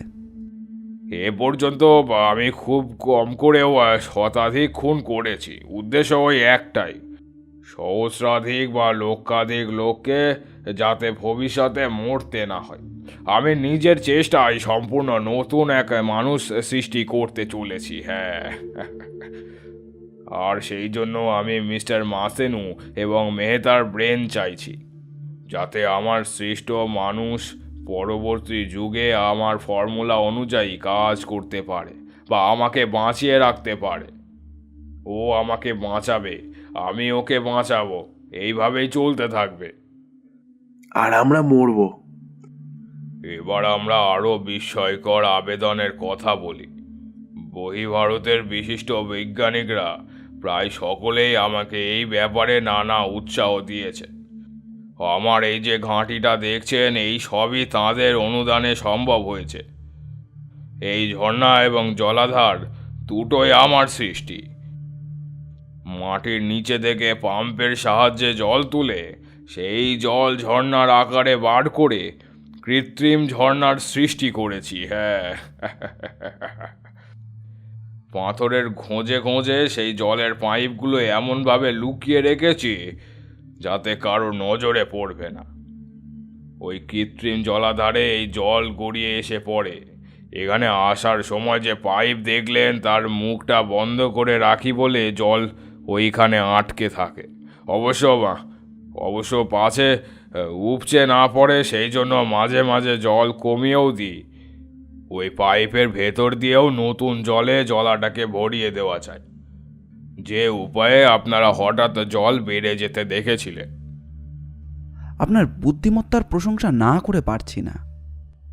প্রশংসা করতেই হবে, তবুও এটা তো কোনো আবিষ্কার নয়। একটু বুদ্ধি খরচ করলে যে কেউ আবিষ্কার করতে পারে, হয়তো করেওছে কেউ, কিন্তু আমার ওই আবিষ্কারের কথা বলছি না। তবে আমি শরীর থেকে নিজেকে মুক্ত করে নিতে পারি এবং তখন আমি প্রচণ্ড শক্তির অধিকারী হই। বলেন কি? আমার দেহটা নিশ্চল পড়ে থাকে এবং আত্মাটা দেহ ছেড়ে প্রকৃতির সঙ্গে মিশে গিয়ে অনেক কিছু করতে পারে। আমি তখন বায়ু তরঙ্গে ভেসে খুব কম সময়ের মধ্যে পৃথিবীর যে কোনো মহাদেশ থেকে ঘুরে আসতে পারি। আমি তখন ঝড় হতে পারি, পাহাড় উল্টে দিতে পারি। দেখলেন তো আজ রাত্রে আমি কিভাবে গাছগুলো উপড়ে আপনাদের কোণঠাসা করে দিলাম। দেখলেন তো এত বড় পাথরটাকে কিভাবে সরিয়ে ফেললাম অতি সহজে। হ্যাঁ, দেখলাম। খুবই অভিনব ব্যাপার। আমার কাছে ওটা মোটেই অভিনব নয়। এরকম বিদ্যা ভারতীয়রা এর আগেও জানতেন। তাকে অবশ্য তখন বিজ্ঞান বলা হতো না, বলা হতো যোগ। শঙ্করাচার্যের জীবনী পড়েননি? 1961 সালের 3রা সেপ্টেম্বরে রবিবারের আনন্দবাজার পত্রিকায় একটা কপি যদি জোগাড় করতে পারেন, তাতে দেখবেন ষষ্ঠীপদ চট্টোপাধ্যায়ের নামে একজন লেখক মহাকবি অম্রু নামে একটি প্রবন্ধ লিখেছিলেন। তাতে উনি লিখেছিলেন, জগৎ জুড়ে শঙ্করাচার্য মণ্ডন মিশ্রের স্ত্রীর সাথে বাদানুবাদে পেরে না উঠে যোগ বলে নিজ দেহ ত্যাগ করে মৃত রাজা অম্রুর দেহে নিজ আত্মাকে প্রবিষ্ট করান এবং তারপর তাঁর উপস্থিত জ্ঞান অর্জন করে আবার দেহমুক্ত হয়ে স্বদেহে নিযুক্ত হন। এও ঠিক সেই রকমই ব্যাপার। আমরা তো হতবাক। আর ওই যে বড় বড় কাঁচের পাত্রে ওষুধগুলো দেখছেন, ওইগুলো আসলে আমার প্রধান আবিষ্কার। ওই ওষুধগুলো ইঞ্জেকশনের প্রভাবে আমি মানুষকে যত্ন করে রাখতে পারি। একটি মানুষকে দানবে রূপান্তরিত করতে পারি, তবে তবে তার মেয়াদ 4 থেকে 5 ঘন্টার বেশি নয়। মানুষ যত্ন হয়ে গেলে পুনরায় ইঞ্জেকশন না দেওয়া পর্যন্ত সে আর মানুষে রূপান্তরিত হবে না। তবে মানুষ দানব হলে, অর্থাৎ শরীরের ফর্মটা বদল না হলে 4-5 ঘন্টার মধ্যেই সে আবার স্বাভাবিক অবস্থায় ফিরে আসবে। কাল নর্দানার রূপে ওই চীনাটাকেই আপনাদের দেখিয়েছিলাম এবং গাড়ির হেডলাইট জেলে তার ফিরে আসার সংকেত দিয়েছিলাম। আজও তো একটা বেড়ালকে অতিকায় বাঘের চেয়েও ভয়ঙ্কর করে তুলেছিলাম। শুধু আপনাদের গুলিতে তার মৃত্যু ঘটায় নির্ধারিত সময়ে আগেই সে তার ফর্মে ফিরে এসেছিল। যদি কিছু মনে না করেন তাহলে আপনার দেহান্তরিত হওয়ার ব্যাপারটা কি আমাকে দেখাবেন? আমি ঠিক ব্যাপারটা এখনও বিশ্বাস করে উঠতে পারছি না। নিশ্চয়ই দেখাবো। ও আর এমন কি ব্যাপার? আসুন, এদিকে আসুন। বলে এক জায়গায় উনি চেয়ার পেতে বসে পড়লেন। চেয়ারের সঙ্গে চামড়ার বেল্ট লাগানো ছিল, সেটা এটে নিয়ে বললেন, দেখুন কেমন করে দেহ মুক্ত হই। সুইচ টিপতেই বেল্টের উপর যে লোহার পাতটা ছিল সেটা লাল হয়ে জ্বলে উঠল এবং সঙ্গে সঙ্গে নির্জীব হয়ে উঠল কালপুরুষ।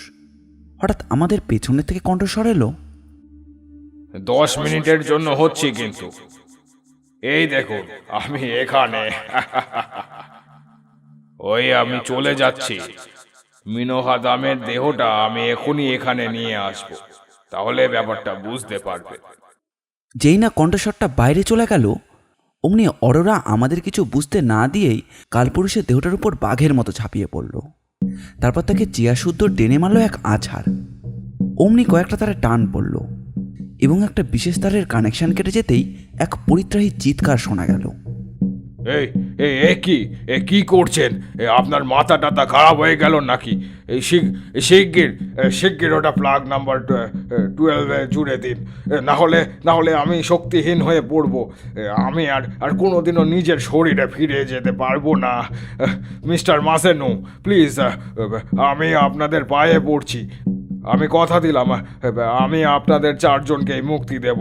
আর এক মুহূর্ত দেরি করবেন না, প্লিজ প্লিজ। আপনি যতই কথা দিন, আপনাকে আর ফিরতে দিচ্ছি না। অরোরা ততক্ষণে দক্ষযজ্ঞ লাগিয়ে দিয়েছে। যেখানে যা কিছু ছিল সব ছিঁড়ে একসা করে ফেলল। বড় বড় কাচের পাত্রে ওষুধপত্র যা ছিল সব নষ্ট করল। মাসেনো গুলির পর গুলি করতে লাগলেন কালপুরুষের দেহটার ওপর। এবার আমাদের পালাবার পালা। এবার আত্মরক্ষা করতেই হবে। আমরা ছুটতে ছুটতে সেই জলাধারের কাছে গিয়ে দেখলাম সেই পথ রুদ্ধ, অর্থাৎ এখান দিয়ে পালানো যাবে না, কারণ জলাধার আবার ভরে উঠেছে জলে। আমরা পাইপের মুখ ঘোরানোর চেষ্টা করলাম, কিন্তু পারলাম না। তখন শুরু হলো আবার ছুটোছুটি, কেননা অ্যাসিড বাল্ব বাস্ট করে ঘরের ভিতরে আগুন লেগে গেছে। শুধু তাই নয়, উন্মুক্ত উত্তেজনায় অরোরা এমন কাণ্ড বাঁধিয়ে বসেছে যে চারিদিকে শর্ট সার্কিট হয়ে বসে রয়েছে। ল্যাবরেটরিময় দুমদাম শব্দ, ভেতরের আলোও সব নিভে গেছে। টর্চের আলোয় চারিদিক থেকে ছুটোছুটি করতে করতে এক জায়গায় কয়েক ধাপ সিঁড়ি দেখতে পেলাম আমরা। এটাও নিশ্চয়ই বাইরে যাওয়ার পথ। সেই পথে সন্তর্পণে এগিয়ে যেতে দেখলাম একটি গুহামুখ। গুহামুখের বাইরে আসতেই প্রকৃতির আলোর স্পর্শ পেলাম আমরা। এই তো সেই গুহা। কিন্তু এই রুদ্ধদ্বার খুলল কে সরালো পাথরটাকে? কালপুরুষই সরিয়েছেন। মিনোহাদামের দেহটা আনতে গিয়ে এটা তাকে বাধ্য হয়েই সরতে হয়েছে। তারপর বিপদে পড়ে তাড়াতাড়ি মাথায় এটাকে আর রুদ্ধ করার কথা মনে হয়নি। ভাগ্যে করেননি, না হলে এই গুপ্ত কক্ষে আমাদের কবর তৈরি হতো। যাক, খুব জোর বেঁচে গেলাম এই যাত্রা। আমরা 4 জনেই লক্ষ্য করলাম একটা ধোঁয়ার কুণ্ডলি ও আগুনের হলকা ধীরে ধীরে বেরিয়ে আসছে গুহামুখ থেকে। এবার হয়তো প্রচণ্ড বিস্ফোরণ ঘটবে। আমরা এক মুহূর্ত সেখানে না দাঁড়িয়ে এগিয়ে চললাম নিরাপদ স্থানের দিকে। এর ঠিক 2 বছর পরের কথা। মিস্টার মার্শেনোর কাছ থেকে একটা চিঠি পেলাম, সাংঘাতিক চিঠি। সেই চিঠিতে তিনি পরিষ্কার লিখেছেন যে আবার কালপুরুষের আবির্ভাব হয়েছে। যেহেতু ওর ধ্বংসের মূলে আমরাই, এত সাবধান। আবার কালপুরুষ? কিন্তু ওর দেহটাকে তো গুলি দিয়ে অনেকবার বিদ্ধ করা হয়েছিল। সে কি মরেনি? মাসেনো এলেন ঠিক বেলা 10টায়। তার পোড়া মুখ দেখে মনে হলো সে দারুণভাবে উত্তেজিত এবং ক্রুদ্ধ। মিস্টার মাসেনো এসে শুধু একটা কথাই বললেন, না উত্তরম আন্দিন দেন্দ্রি। অর্থাৎ আমার চিঠি কি আপনি পেয়েছেন? হ্যাঁ, কাল পেয়েছি। না কোড়ামিরু অপান্দান্ডি। অর্থাৎ আপনি কি যেতে পারবেন আমার সঙ্গে? পারবো। কোথায় যেতে হবে বলুন? গিরিডিতে। কতদিনের জন্য? এবার মাসেনো মাতৃভাষা ছেড়ে পরিষ্কার বাংলাতেই বললেন, তা কি করে বলি বলুন? God knows. যাবেন কখন? আজ রাতের গাড়িতেই। তার আগে ওরা আসুক। মিস্টার মাসেনো, আমি কিন্তু বৈজ্ঞানিক নই, বিজ্ঞানও বুঝি না, কিন্তু একটা জিনিস বুঝি, যা সৃষ্টি হয় তা ধ্বংস হয়। মৃত কোনো ব্যক্তিকে জীবিত রাখার কৌশল যদি আমাদের জানা থাকতো, তাহলে দেশের খ্যাতিনামা সবাইকেই আমরা বাঁচিয়ে রাখতে পারতাম। তা যখন পারিনি, তখন কালপুরুষের জীবিত হওয়ার ব্যাপারটাও কি অসম্ভব নয়? আমার মনে হয় কোথাও একটা দারুণ ভুল হচ্ছে আমাদের। না মাটা ওয়েন্ডান্ডে, বিজ্ঞানে যেমন অসম্ভব বলে কিছু নেই, তেমনি আমাদের দেশের বেদ পুরাণ ইত্যাদিও বিজ্ঞান ছাড়া নয়। প্রাচীন মত কি বলছে? আত্মার বিনাশ নেই, কিন্তু দেহ নষ্ট হয়। তাই স্ট্রাকচারটা একটি বিশেষ সময় পর্যন্ত চালানো যায় মাত্র, তার বেশি নয়। ঘড়ি, রেডিও, ক্যামেরা ইত্যাদির মতো দেহটাও তেমনি, এটি নষ্ট হয় এবং আত্মাটা তখন বাধ্য হয় অন্য শরীরে আশ্রয় নিতে। এই মত অবশ্য আপনি বিশ্বাস করতেও পারেন, নাও পারেন। তবে শঙ্করাচার্যের কাহিনী মনে আছে নিশ্চয়ই। যোগ বলে যেমন তিনি দেহান্তরিত হয়ে রাজা অমরুদ দেহে প্রবেশ করেছিলেন, তেমনি সেই রকম শক্তির প্রভাব কালপুরুষের মধ্যেও স্মরণ করুন। আমরা যখন তাকে বিনাশ করেছিলাম, তখন কিন্তু তিনি তার বিস্ময়কর শক্তির প্রভাবে মিনোহাদামের দেহটা বয়ে আনতে গিয়েছিলেন, মনে পড়ছে? হ্যাঁ, তাই তো। তাহলে কালপুরুষের কোন ক্ষতিটা করলাম আমরা? পড়ে থাকা রক্ত মাংসের স্ট্রাকচার বা দেহটার উপরে গুলি করে কালপুরুষের আধারটাই নষ্ট করতে পেরেছি, কিন্তু কালপুরুষকে তো নয়। কিন্তু মিস্টার মাসেনো, কল্পনাটা একটু অবাস্তব হয়ে যাচ্ছে নাকি? হয়তো। তবে দেহমুক্ত কালপুরুষে সেই কণ্ঠস্বর যখন ইহার তরঙ্গে আসছিল, তখন তো আপনি ঘটনাস্থলেই ছিলেন। ব্যাপারটা কি তখন একটু অবাস্তব মনে হচ্ছিল? না। তাহলে? আমি চুপ করে রইলাম। মাসেনো বললেন, আসলে শঙ্করাচার্যের ঘটনার নাম যোগ কালপুরুষেরটা বিজ্ঞান, অর্থাৎ যোগ ও বিজ্ঞান ছাড়া নয়। এই জগতে অসম্ভব বলে কিছুই নেই, বুঝেছেন?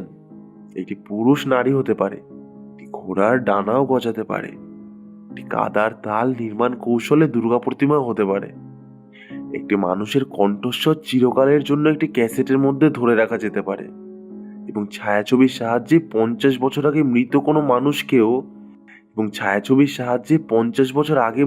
মানুষকেও নাড়িয়ে চাড়িয়ে কথা বলানো যেতে পারে। মোদ্দা কথাটা হলো সবই সম্ভব, শুধু প্রয়োগ নৈপুণ্যের ফর্মুলাটা জানা চাই। অন্ধ ধৃতরাষ্ট্রকে ঘরের মধ্যে যুদ্ধক্ষেত্রে সম্যক বর্ণনার ব্যাপারটা মহাভারতের উদ্ভট কল্পনা বলে মনে হয়েছিল একসময়, কিন্তু পরে রেডিও রিলে শোনার পরে সেই সত্যকে আর অবাস্তব বলে মনে হয়নি। অর্জুনকে শ্রীকৃষ্ণের বিশ্বরূপ দর্শনের ব্যাপারটাও আজকে টিভি বিজ্ঞানে চোখে আঙুল দিয়ে সত্য বলে প্রমাণ করেছে। সেকালের পুষ্পক রথকে আজকের উড়োজাহাজ, এবং ইন্দ্রের বজ্রকে অ্যাটম বোমা বলে মনে করলে ক্ষতি কি?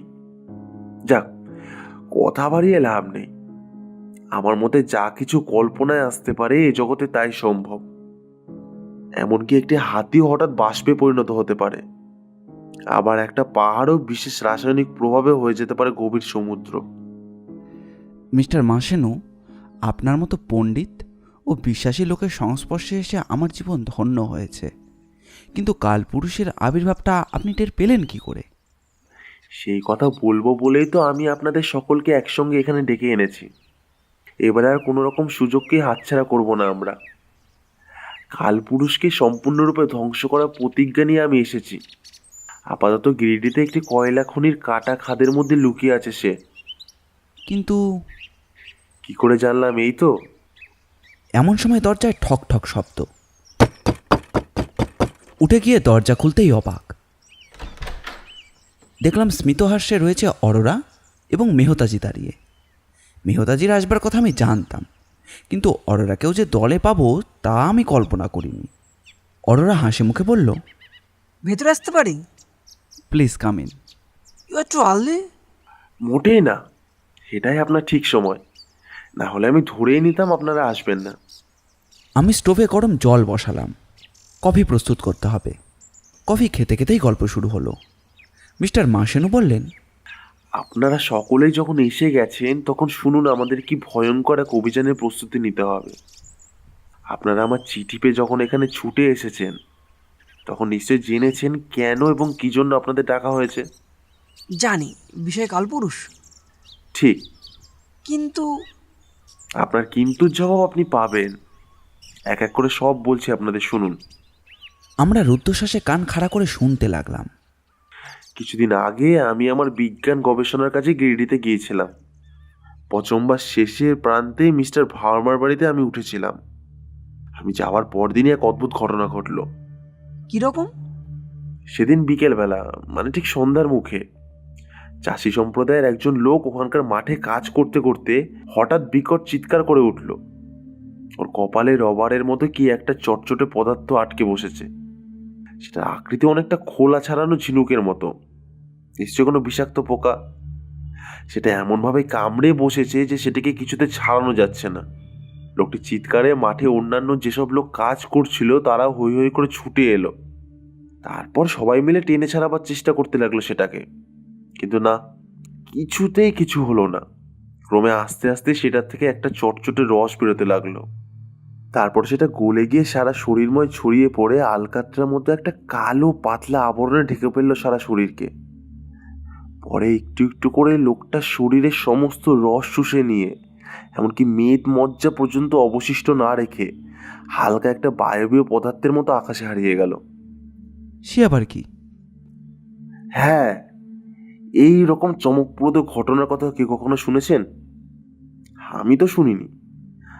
আমার অনুসন্ধিৎস মন ব্যাপারটাকে অস্বীকার করতে পারলো না। আমি সেটাকে একেবারে মিথ্যে বলে উড়িয়ে দিলাম না, বরং আমি নিজে একবার ঘটনাস্থল পরিদর্শন করে প্রত্যক্ষদর্শীদের মুখ থেকে সবকিছু শুনে এলাম। আর একদিন বেনিয়ার খনি অঞ্চলে যখন আমি কাজ করছিলাম তখন আর একটা কাণ্ড ঘটল। এই খনি ইস্ট ইন্ডিয়া রেলওয়ের। এখানে কয়লার কোক করা হয়। তাছাড়া আলকাতরা, ন্যাপথলিন, সালফেট অফ অ্যামোনিয়া, আরও অনেক কিছু তৈরি হয় এখানে। কাজ করতে করতে হঠাৎ দেখি মিস্টার ভার্মার কুকুরটা বিকট একটা চিৎকার করে শূন্যে উড়ে গেল। দেখলাম ধূম্রবর্ণ কালো মেঘের মতো কি একটা যেন গ্রাস করলো কুকুরটাকে। সঙ্গে সঙ্গে আমার .357 ম্যাগনাম রিভলভার গর্জে উঠল ঢিসুম করে। পরক্ষণেই দেখলাম আতখাওয়া আচ্ছীবনে সেই মৃত কুকুরটাকে সেখানে ফেলে দিয়ে সেই ভয়ঙ্কর ধোঁয়াটে আতঙ্কটা জমাট বেঁধে ক্রমশ ছোট হতে হতে একটা ঝিনুকের শ্বাসের মতো হয়ে চুরকির মতো ঘুরপাক খেতে লাগলো। তারপর ধীরে ধীরে নামতে লাগলো খনির ভেতরে। তো খনি বলতে সাধারণত আপনারা যা ভাবেন এখানে তা নেই। মাথায় ছাদির বিশাল গহ্বর, গহ্বরের নিচে জল, কতটা গভীরতা জানি না। সেই পোকার মতো বস্তুটা ধীরে ধীরে খনির গর্ভে একটা দেওয়ালের উপর বসে বিপ বিপ শব্দ করতে লাগলো। মনে হলো যেন কোথাও কিছু সংকেত দিচ্ছে। কিন্তু এর সঙ্গে কালপুরুষের সম্পর্ক কি? আছে। এই ঘটনার কিছুদিন পরে একদিন আমি পচম্বর অদূরে স্লেট নদীর ধারে তাঁবু ফেলে আমার কাজ করছি। এমন সময়, রিভার স্লেট? হ্যাঁ, স্লেট পাথরের উপর দিয়ে বয়ে যাওয়া নদী। সে পাথরে আগেকার দিনে অনেক বাড়ির ছাদ তৈরি হতো। যাই হোক, তাঁবুর ভেতরে আমি বসে আছি, এমন সময় একটি অর্ধদগ্ধ গলিত সাপ যেন চিতার আগুন থেকে উঠে এসে আমার সামনে দাঁড়ালো। স্ট্রেঞ্জ। আমি আতঙ্কে নীল হয়ে গেলাম। সেই গলিত সাপ আমার কাছে এসে বলল, হাউ আর ইউ মিস্টার মাসেনু? আমি বিস্মিত হয়ে বললাম, হু আর ইউ? সঙ্গে সঙ্গে অতি পরিচিত সেই প্রাণ ফাটানো হাসি। আমায় চিনতে পারলে না? আমি কালপুরুষ। কালপুরুষ? হ্যাঁ, আমি আপনাদের বন্ধু সেই কালপুরুষ। আবার জেগে উঠেছি, তবে ভয়ঙ্কর ভাবে। কিন্তু আমরা তো আপনাকে বিনষ্ট করেছি। করবার চেষ্টা করেছিলেন, পারেননি। আমি হতবাক। আমার সব যেন কেমন গোলমাল হয়ে যেতে লাগলো। তবু বললাম, পারিনি। না, পারেননি। আপনার কি মনে আছে মিস্টার অরোরা যখন চায়ের ওপর প্লেটে বাঁধা আমার দেহটার ওপর ঝাঁপিয়ে পড়েছিলেন, আমি তখনই বরাবর আপনাদের কাছে অন্তিম কান্নায় ভেঙে আবেদন জানিয়েছিলাম একটি বিশেষ তারকে প্লাগ নাম্বার 12-এ জুড়ে দিতে। মনে করে দেখুন। হ্যাঁ, মনে পড়েছে। কিন্তু আপনারা তা দেননি। উল্টে আপনি নিজে গুলির পর গুলি করে ঝাঁঝরা করে দিয়েছিলেন আমার অসহায় শরীরটাকে। শুধু তাই নয়, আপনারা সব মিলিয়ে আমায় দীর্ঘদিনের পরিশ্রমে গড়ে তোলা ল্যাবরেটরিকে তছনছ করে এমন করেছিলেন যে রীতিমতো একটা বিস্ফোরণে আমার চোখের সামনে সব কিছু ধ্বংস হয়ে গেল। আমার দেহটা গলে পুড়ে বিভৎস হয়ে গেল তখন। শুধু সেই দুর্ঘটনার ভেতর দিয়েই হঠাৎ প্লাগ নাম্বার 12-এ সেই বিশেষ পয়েন্টটি জোড়া লেগে গেল। তাই আবার আমি আমার দেহকে আশ্রয় করতে পারলাম। দেহটা তখন প্রায় নষ্ট হয়ে গিয়েছিল। বহু কষ্টে ওই দেহটাকে পচনের হাত থেকে বাঁচাবার জন্য যা যা করা উচিত তাই করেছিলাম আমি। আপনাদের সকলের প্রতি আমার ঘৃণা এত বেশি যে আপনারা কেউই আমার হাত থেকে রেহাই পাবেন না। গভীর সমুদ্রের তলদেশ থেকে খুঁজে আনা এক কোষী এক অ্যামিবার প্রতি আমি এখন যে মারাত্মক শক্তির সঞ্চয় করেছি তার হাত থেকে আপনাদের কারোর পরিত্রাণ নেই। গিরিডির এক খনি গহরে রাতের অন্ধকারে লুকিয়ে আমি আমার গবেষণার কাজ চালিয়েছি, আর দিনের আলোয় আমি এই বিভৎস দেহটা লুকিয়ে রাখি পরিত্যক্ত একটি খাদের গভীর গোপন সুড়ঙ্গের মধ্যে। আমার এবারের শক্তির নমুনা দেখলেন তো? তবে এখন আর আমি দেহোত্তরিত হতে পারি না বা হতে চাই না। ওই অ্যামিবার আতঙ্ক দিয়ে সকলকে আমি ক্ষমতার পরিচয় দিতে চাই। সময় এলেই আপনারা এর শিকার হবেন। পিস্তলটা হাতের কাছে ছিল না, তাই সেটা ব্যবহার করতে পারলাম না। কিন্তু আমার চোখের চাউনি দেখেই ও আমার মনের ভাব বুঝতে পেরে আমি ওকে আক্রমণ করার আগে উধাও হয়ে গেল। মাসিনের বক্তব্য শেষ হলে কিছুক্ষণ আমরা কোনো কথাই বলতে পারলাম না। নীরবতা ভাঙলেন একসময় অরোরা। বললেন, তবে এখন আমাদের করণীয় কি? আমাদের এই মুহূর্তে গিরিডিতে গিয়ে কালপুরুষের মুখোমুখি হতে হবে। কিন্তু কিভাবে মুখোমুখি হব? সেটা অবস্থার উপর নির্ভর করবে। তবে আমার মনে হয় কালপুরুষ ওই অ্যামিবার ভেতর দিয়ে নিজের পৈশাচিক প্রবৃত্তিকে অতি ভয়ঙ্করভাবে জাগিয়ে তুলতে চাইছে। উপযুক্ত মেশিনারির অভাবে হয়তো অনেক কিছু করে উঠতে পারছে না। যেদিন পারবে সেদিন শুধু আমাদেরই নয়, সমগ্র মানব জাতির অনিষ্ট করে ছাড়বে সে। ও যা লোক তাও পারে। ঠিক আছে, চলুন আমরা আজই রাতের গাড়িতে গিরিডিতে যাই। দিল্লি এক্সপ্রেসে 4টি বাথ পেতে আমাদের কোনো অসুবিধাই হলো না। সারা ট্রেনের কামরায় গল্প করেই কাটিয়ে দিলাম। গিরিডিতে পৌঁছলাম খুব ভোরে। তখনও ভালো করে আলো ফোটেনি। মিস্টার ভার্মা আমাদের জন্য গাড়ি নিয়ে অপেক্ষা করছিলেন। কাজেই আমাদের আর কোনো অসুবিধাই হলো না। মিস্টার ভার্মার বাড়িটা দেখতে সত্যিই খুব সুন্দর। তার উপর আমাদের জন্য যে ঘরটি তিনি গুছিয়ে রেখেছিলেন তার যেন কোনো তুলনাই হয় না। ভার্মার বাড়িতে বসে রীতিমতো জলযোগান্তে চা খেতে খেতে কালপুরুষের ব্যাপারটা নিয়ে জোর আলোচনা চলল।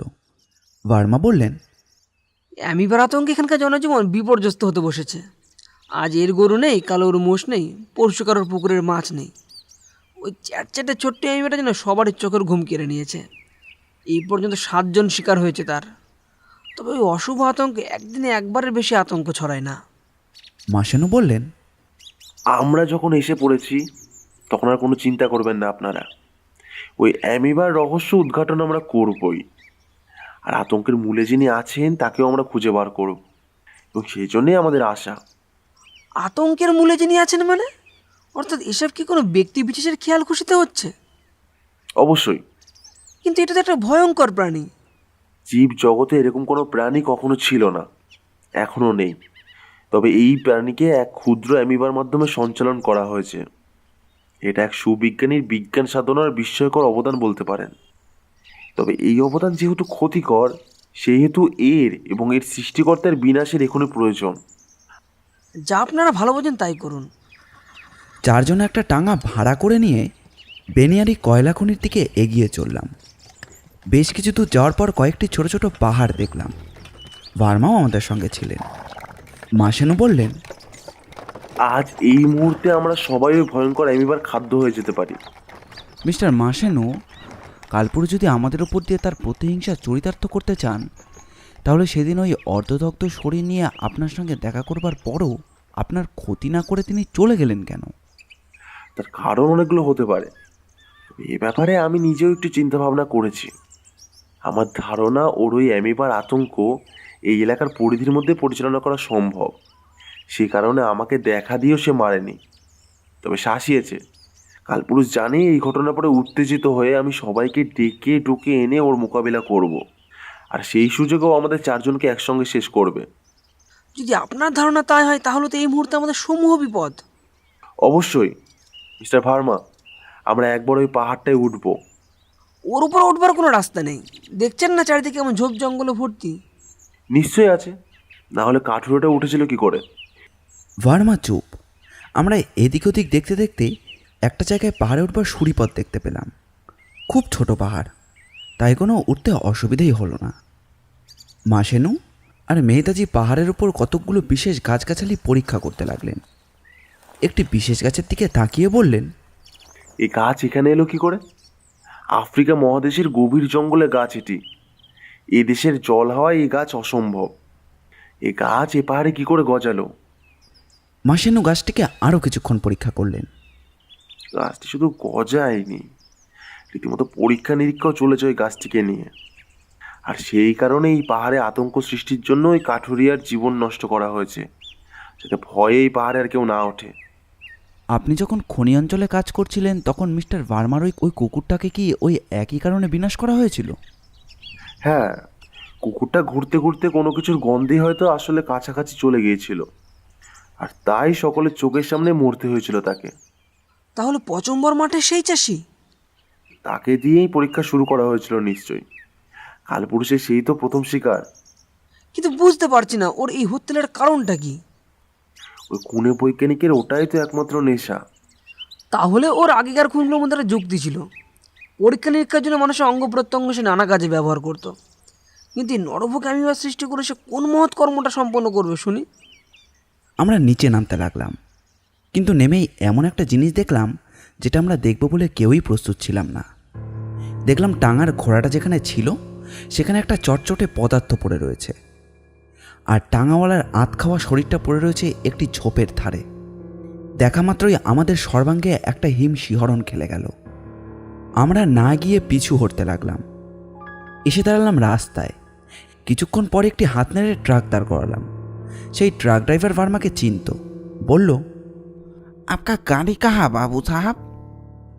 ভার্মা বলল, আমার গাড়ি আনিনি জগদীশ ভাই, এই বাবুদের টাঙ্গা এসেছিলাম।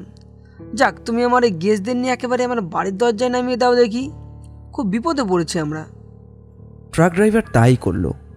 মিস্টার ভার্মার কথা মতো আমাদেরকে ভার্মার বাড়িতে নামিয়ে দিলেন। ভার্মার ঘরে ঢুকেই ভার্মা ফোন করলেন।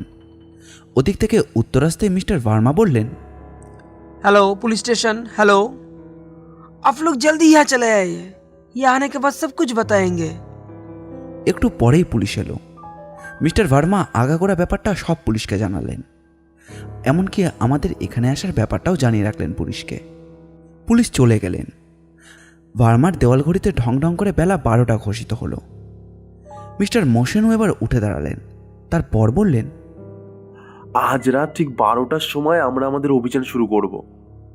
আপনারা দুপুরে একটু ভালো করে ঘুমিয়ে টুমিয়ে নেবেন, কেননা হয়তো সারা রাত জাগতে হতে পারে আমাদের। আর আজকের রাতই হয়তো আমাদের জীবনের শেষ রাত। তাহলে কি দরকার ছিল সুখে থাকতে ভূত কি লেবার? আপনি ভুল করছেন অররাজি।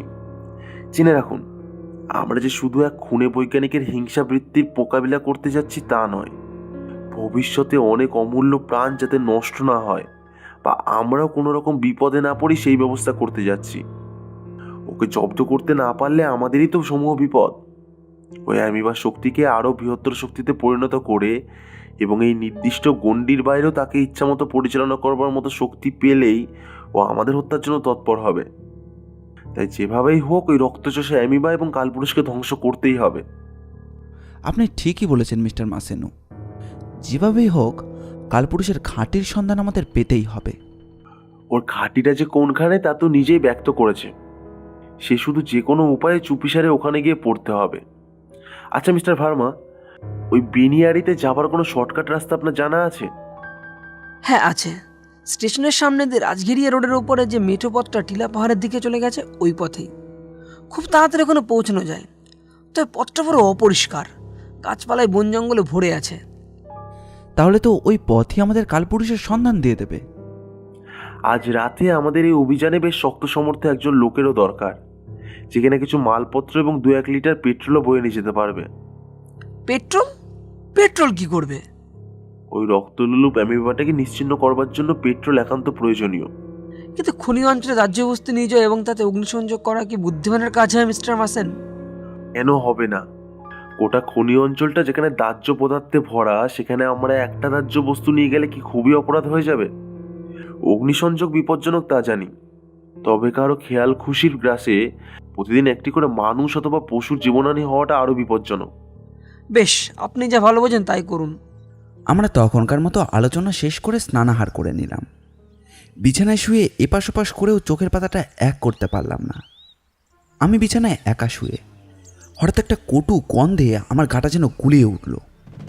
আমি কিছু বোঝবার আগেই একটা থকথকে জিনিস আমার নাক মুখ চেপে ধরল। ধীরে ধীরে আমার চেতনা লোপ পেয়ে গেল।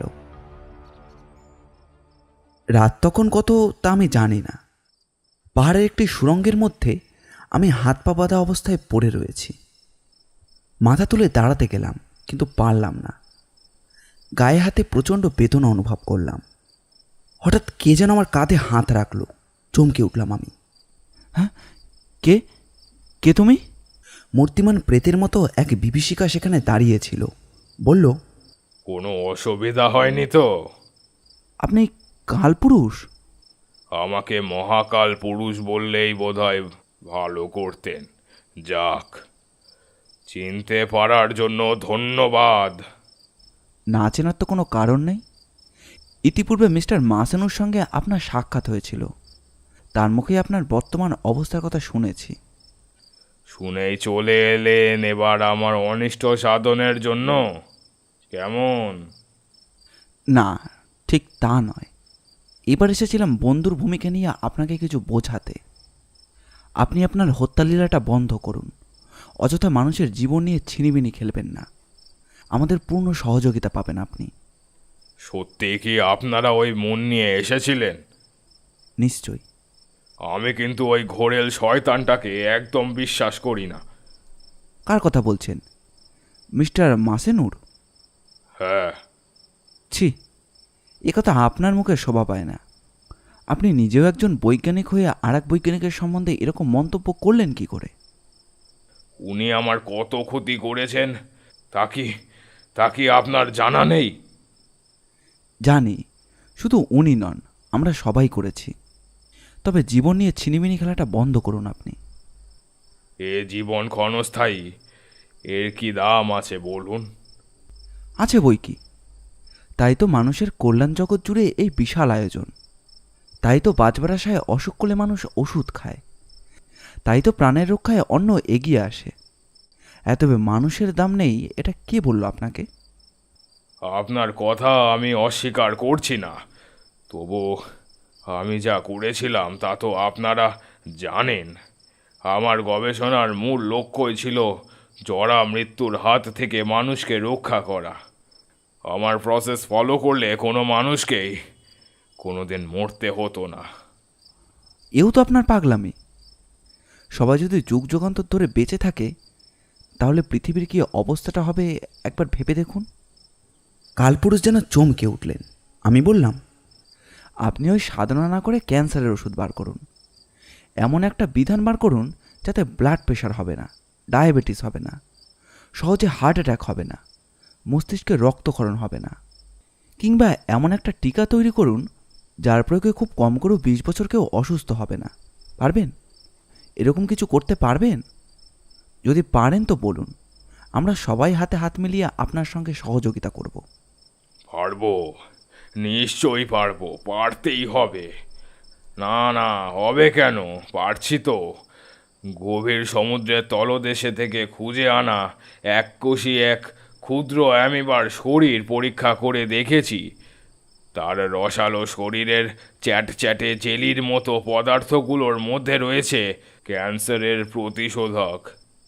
আপনি বিশ্বাস করবেন কি না জানি না, একটা ঘেঁয়ো কুকুরের অঙ্গে সেই প্রলেপ দিয়ে আমি তার ঘাঁ সারিয়ে তুলেছি। তাহলে আসুন আমার সঙ্গে, মিস্টার ভার্মার বাড়িতে আসুন। তার প্রয়োজন হবে না, কেননা আমার এই পিচ্ছিল আতঙ্কটা এতক্ষণে ওদের সবাইকে খেয়ে শেষ করে ফেলেছে হয়তো। সে কি, কি বলছেন আপনি? আমি যা বলছি তা ঠিকই বলছি। আপনি কি আমাকে অজ্ঞান করে এখানে নিয়ে এসেছেন? হ্যাঁ, আপনার উদ্দেশ্য? উদ্দেশ্য একটাই ছিল, কিন্তু এখন আর তা নেই। মিস্টার ভার্মারও ক্ষতি করতে আমি চাইনি, কেননা আমার রাগ ছিল আপনাদের চারজনের ওপর। বিশেষ করে ওই আরোরা এবং মাসনুকে আমি সহ্য করতে পারি না। ওরা আমার দীর্ঘদিনের সাধনার ক্ষেত্রকে ধ্বংস করেছেন এবং ওদের জন্য আমার সুন্দর সুপুরুষ চেহারাটি আজ বিকৃত হয়েছে। আমি আমার দেহান্তরিত হবার ফর্মুলাকে হারিয়েছি। এখন এই দেহটা যতদিন বয়ে বেড়াতে পারবো, তারপরই আর সবাইয়ের মতো আমি মাটিতে এক হয়ে যাব। আমার প্রখর বুদ্ধিও আর আগেকার মতো কাজ করে না। তবুও আমার সফল সাধনার পূর্ব বিকাশ ওই রক্তচোষা অ্যামিবা। কিন্তু কিন্তু সেটা এখনো ফিরে আসছে না কেন? হঠাৎ ঝোপ আর জঙ্গলের ভেতর থেকে কে যেন বলে উঠল, সেটা আর আপনার কাছে কখনোই ফিরে আসবে না। আমরা তাকে যথাস্থানে পাঠিয়ে দিয়েছি। কালপুরুষ প্রায় চিৎকার করে উঠলেন। ইম্পসিবল! বিজয়ের গৌরব নিয়ে ঝকঝকে পিস্তল হাতে প্রথমেই এগিয়ে এলেন মিস্টার মাসেনু। হে কালপুরুষ, সকল সৃষ্টি ধ্বংস হয়, অতএব আপনার সৃষ্টিও ধ্বংস হয়েছে এবং আপনিও ধ্বংস হবেন। আপনার শেষ মুহূর্তের জন্য আপনি তৈরি হন। এরপর আরোরা, মেহেদাজি এবং কিছু পুলিশকেও দেখা গেল। সেই সঙ্গে মিস্টার ভার্মাও ছিলেন। কালপুরুষের পালিয়ে যাওয়ার কোনো পথ রইল না। মাসেনু বললেন, দুর্বুদ্ধি শুধু আপনিই নন, আমরাও কেউ কেউ কিছু কিছু রাখি। আপনার সৃষ্ট ওই ভয়ঙ্কর বিভীষিকার যতই তেজ থাক, আগুনের কাছেও জব্দ। ওই ধরনের অ্যামিবার পিচ্ছিল শরীরের পক্ষে ক্ষতিকারক কিছু অ্যাসিড আমি সবার লক্ষ্যে আমার ঘরের ভেতরে ছড়িয়ে রেখেছিলাম, আর আরও বেশি করে মাখিয়ে রেখেছিলাম সিঁড়ির ওপরের ধাপে। আর ছিল আমার কাছে বাঘনখের মতো খুবলে নেবার একটা অস্ত্র। তাছাড়া ছিল একটি অ্যাসিড লিপ্ত একটা প্রজাপতি ধরার জাল। এগুলো অবশ্য ক্ষুদ্র বিভীষিকার জন্য। যাই হোক, ভাগ্য ভালো বলতে হবে, ক্ষুদ্র বিভীষিকার সম্মুখীন আমাদের হতে হয়নি। তার চেয়েও সাংঘাতিক বিভীষিকার মুখ থেকে আমরা রক্ষা পেয়ে গেলাম। ওই জেলির মতো পিচ্ছিল আতঙ্কটা অ্যাসিড ছড়ানো সত্ত্বেও ক্লান্ত শরীর নিয়ে ওপরে উঠে আরও বেশি জ্বালাময় অ্যাসিডের প্রভাবে ঘরে ঢুকতে পারেনি।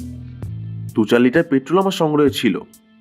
আমার এক বন্ধু চিৎকারে সচকিত হয়ে বাইরে বেরিয়ে আপনার বোকামির নমুনাটাকে দেখে শত্রুমুক্ত হবার চেষ্টা করলাম। অর্থাৎ সেই পেট্রোল ও শরীরের উপরে ঢেলে একটা দেশলাই কাঠি ধরিয়ে দিতেই সব শেষ। এতে অবশ্য ভার্মার একটু ক্ষতি হয়েছিল, তা হোক, তবু ওই ভয়ঙ্কর আতঙ্কের হাত থেকে আমরা তো রেহাই পেলাম। এরপর চারিদিকে তন্ন তন্ন করে খুঁজতে খুঁজতে আমরা এখানে এসে পড়েছিলাম, কিন্তু ধর্মের কল বাতাসে নড়ে, তাই অপ্রত্যাশিতভাবেই ধরা পড়ে গেলেন আপনি, এবং আপনাদের বন্ধুকে এখানে পেয়ে গেলাম। আপনার কাছে আমি আমার পরাজয় স্বীকার করছি। শুধু একটা অনুরোধ। কি অনুরোধ বলুন? আমি ওই ভগ্ন দেহ নিয়ে খুব কষ্ট করেই বেঁচেছিলাম। এখন আর মরতেও দ্বিধা নেই, শুধু বাসনা। আমার আমার আমার বর্তমান গবেষণার কিছু নমুনা আপনারা রেখে দিন, যা ভবিষ্যতে বিজ্ঞানীদের কাজে লাগবে। ক্যান্সার, গ্যাংগ্রিন এবং ক্রনিক কোনো ভয়ঙ্কর রকমের চর্মরোগের ওষুধও আমি এই ক্ষুদ্র অ্যামিবার মধ্যে থেকে আবিষ্কার করেছি। আসুন আমার সঙ্গে, সেগুলো আপনাদের দিয়ে দিই। বেশ, চলুন, কিন্তু সাবধান, কোনো রকম চালাকি করবার চেষ্টা করবেন না। মনে রাখবেন, আজকের রাতই আপনার জীবনের শেষ রাত। না না, সেই সব কিছুই করব না। বিশ্বাস না হলে আমার হাতে হাত করা পুড়িয়ে নিয়ে চলুন। মাসেনু পুলিশকে নির্দেশ দিলেন হাতকড়া লাগাবার। আমি বললাম, এটা কোন ধরনের ভদ্রতা মিস্টার মাসেনু? যা করছি ঠিকই করছি আমি। সাপকে বিশ্বাস করি, কিন্তু এই মহাশয় ব্যক্তিকে আর নয়। কালপুরুষ গুহার মুখের সামনে এলেন।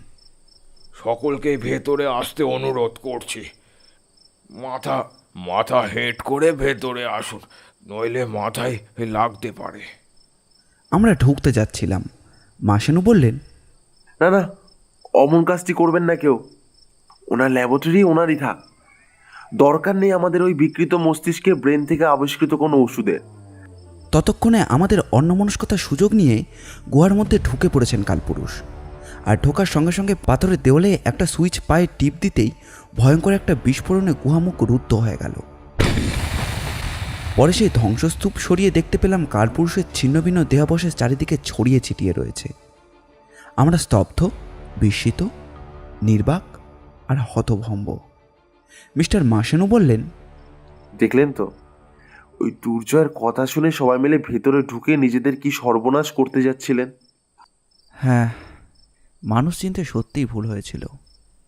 আসলে উনি চেয়েছিলেন আমাদের সবাইকে একসঙ্গে নিয়ে মৃত্যুবরণ করতে। শুধু আপনার বুদ্ধিমত্তার জন্যই করতে পারল না। কালপুরুষ নিঃসন্দেহে একজন উচ্চস্তরের বৈজ্ঞানিক, কিন্তু তিনি এরকম একটা ভয়াবহ অ্যামিবা সৃষ্টি করে হঠাৎ আমার বন্ধুকে অপহরণ করবার মতলবটা কেন যে করলেন তা অবশ্য বুঝলাম না। আসলে ইদানিং উনি একটু পাগলামি রোগে ভুগছিলেন। তার উপরে প্রতিশোধ নেবার স্পৃহায় উনি ছিলেন এমনই অন্ধ যে ভালো মন্দ বিচার করবার শক্তিটুকু হারিয়ে ফেলেছিলেন প্রায়। হয়তো তাই। আর আমরা রাতের অন্ধকারে ওই জঙ্গলে বেশিক্ষণ না থেকে মিস্টার ভার্মার বাড়িতেই ফিরে এলাম। তবে এবারে এলাম গিরিডি স্টেশনের কাছে, মিস্টার ভার্মার পুরাতন বসত বাড়িতে। রাত এখন 1টা। গল্পটি ভালো লাগলে অবশ্যই লাইক করবেন এবং কীরকম লাগলো সেটি কমেন্ট করে জানাবেন। আমরা আপনাদের মধ্যে থেকে একটি কমেন্ট পিন করে দেব। এরকম অ্যাডভেঞ্চার গল্প বা গোয়েন্দা গল্প আমরা প্রায়ই নিয়ে আসি। আমাদের চ্যানেলটি ঘুরেও আসতে পারেন। আমাদের চ্যানেলটিকে সাবস্ক্রাইব করে আমাদের পাশে থাকবেন। আপনাদের ভালোবাসা একান্ত কাম্য। ধন্যবাদ।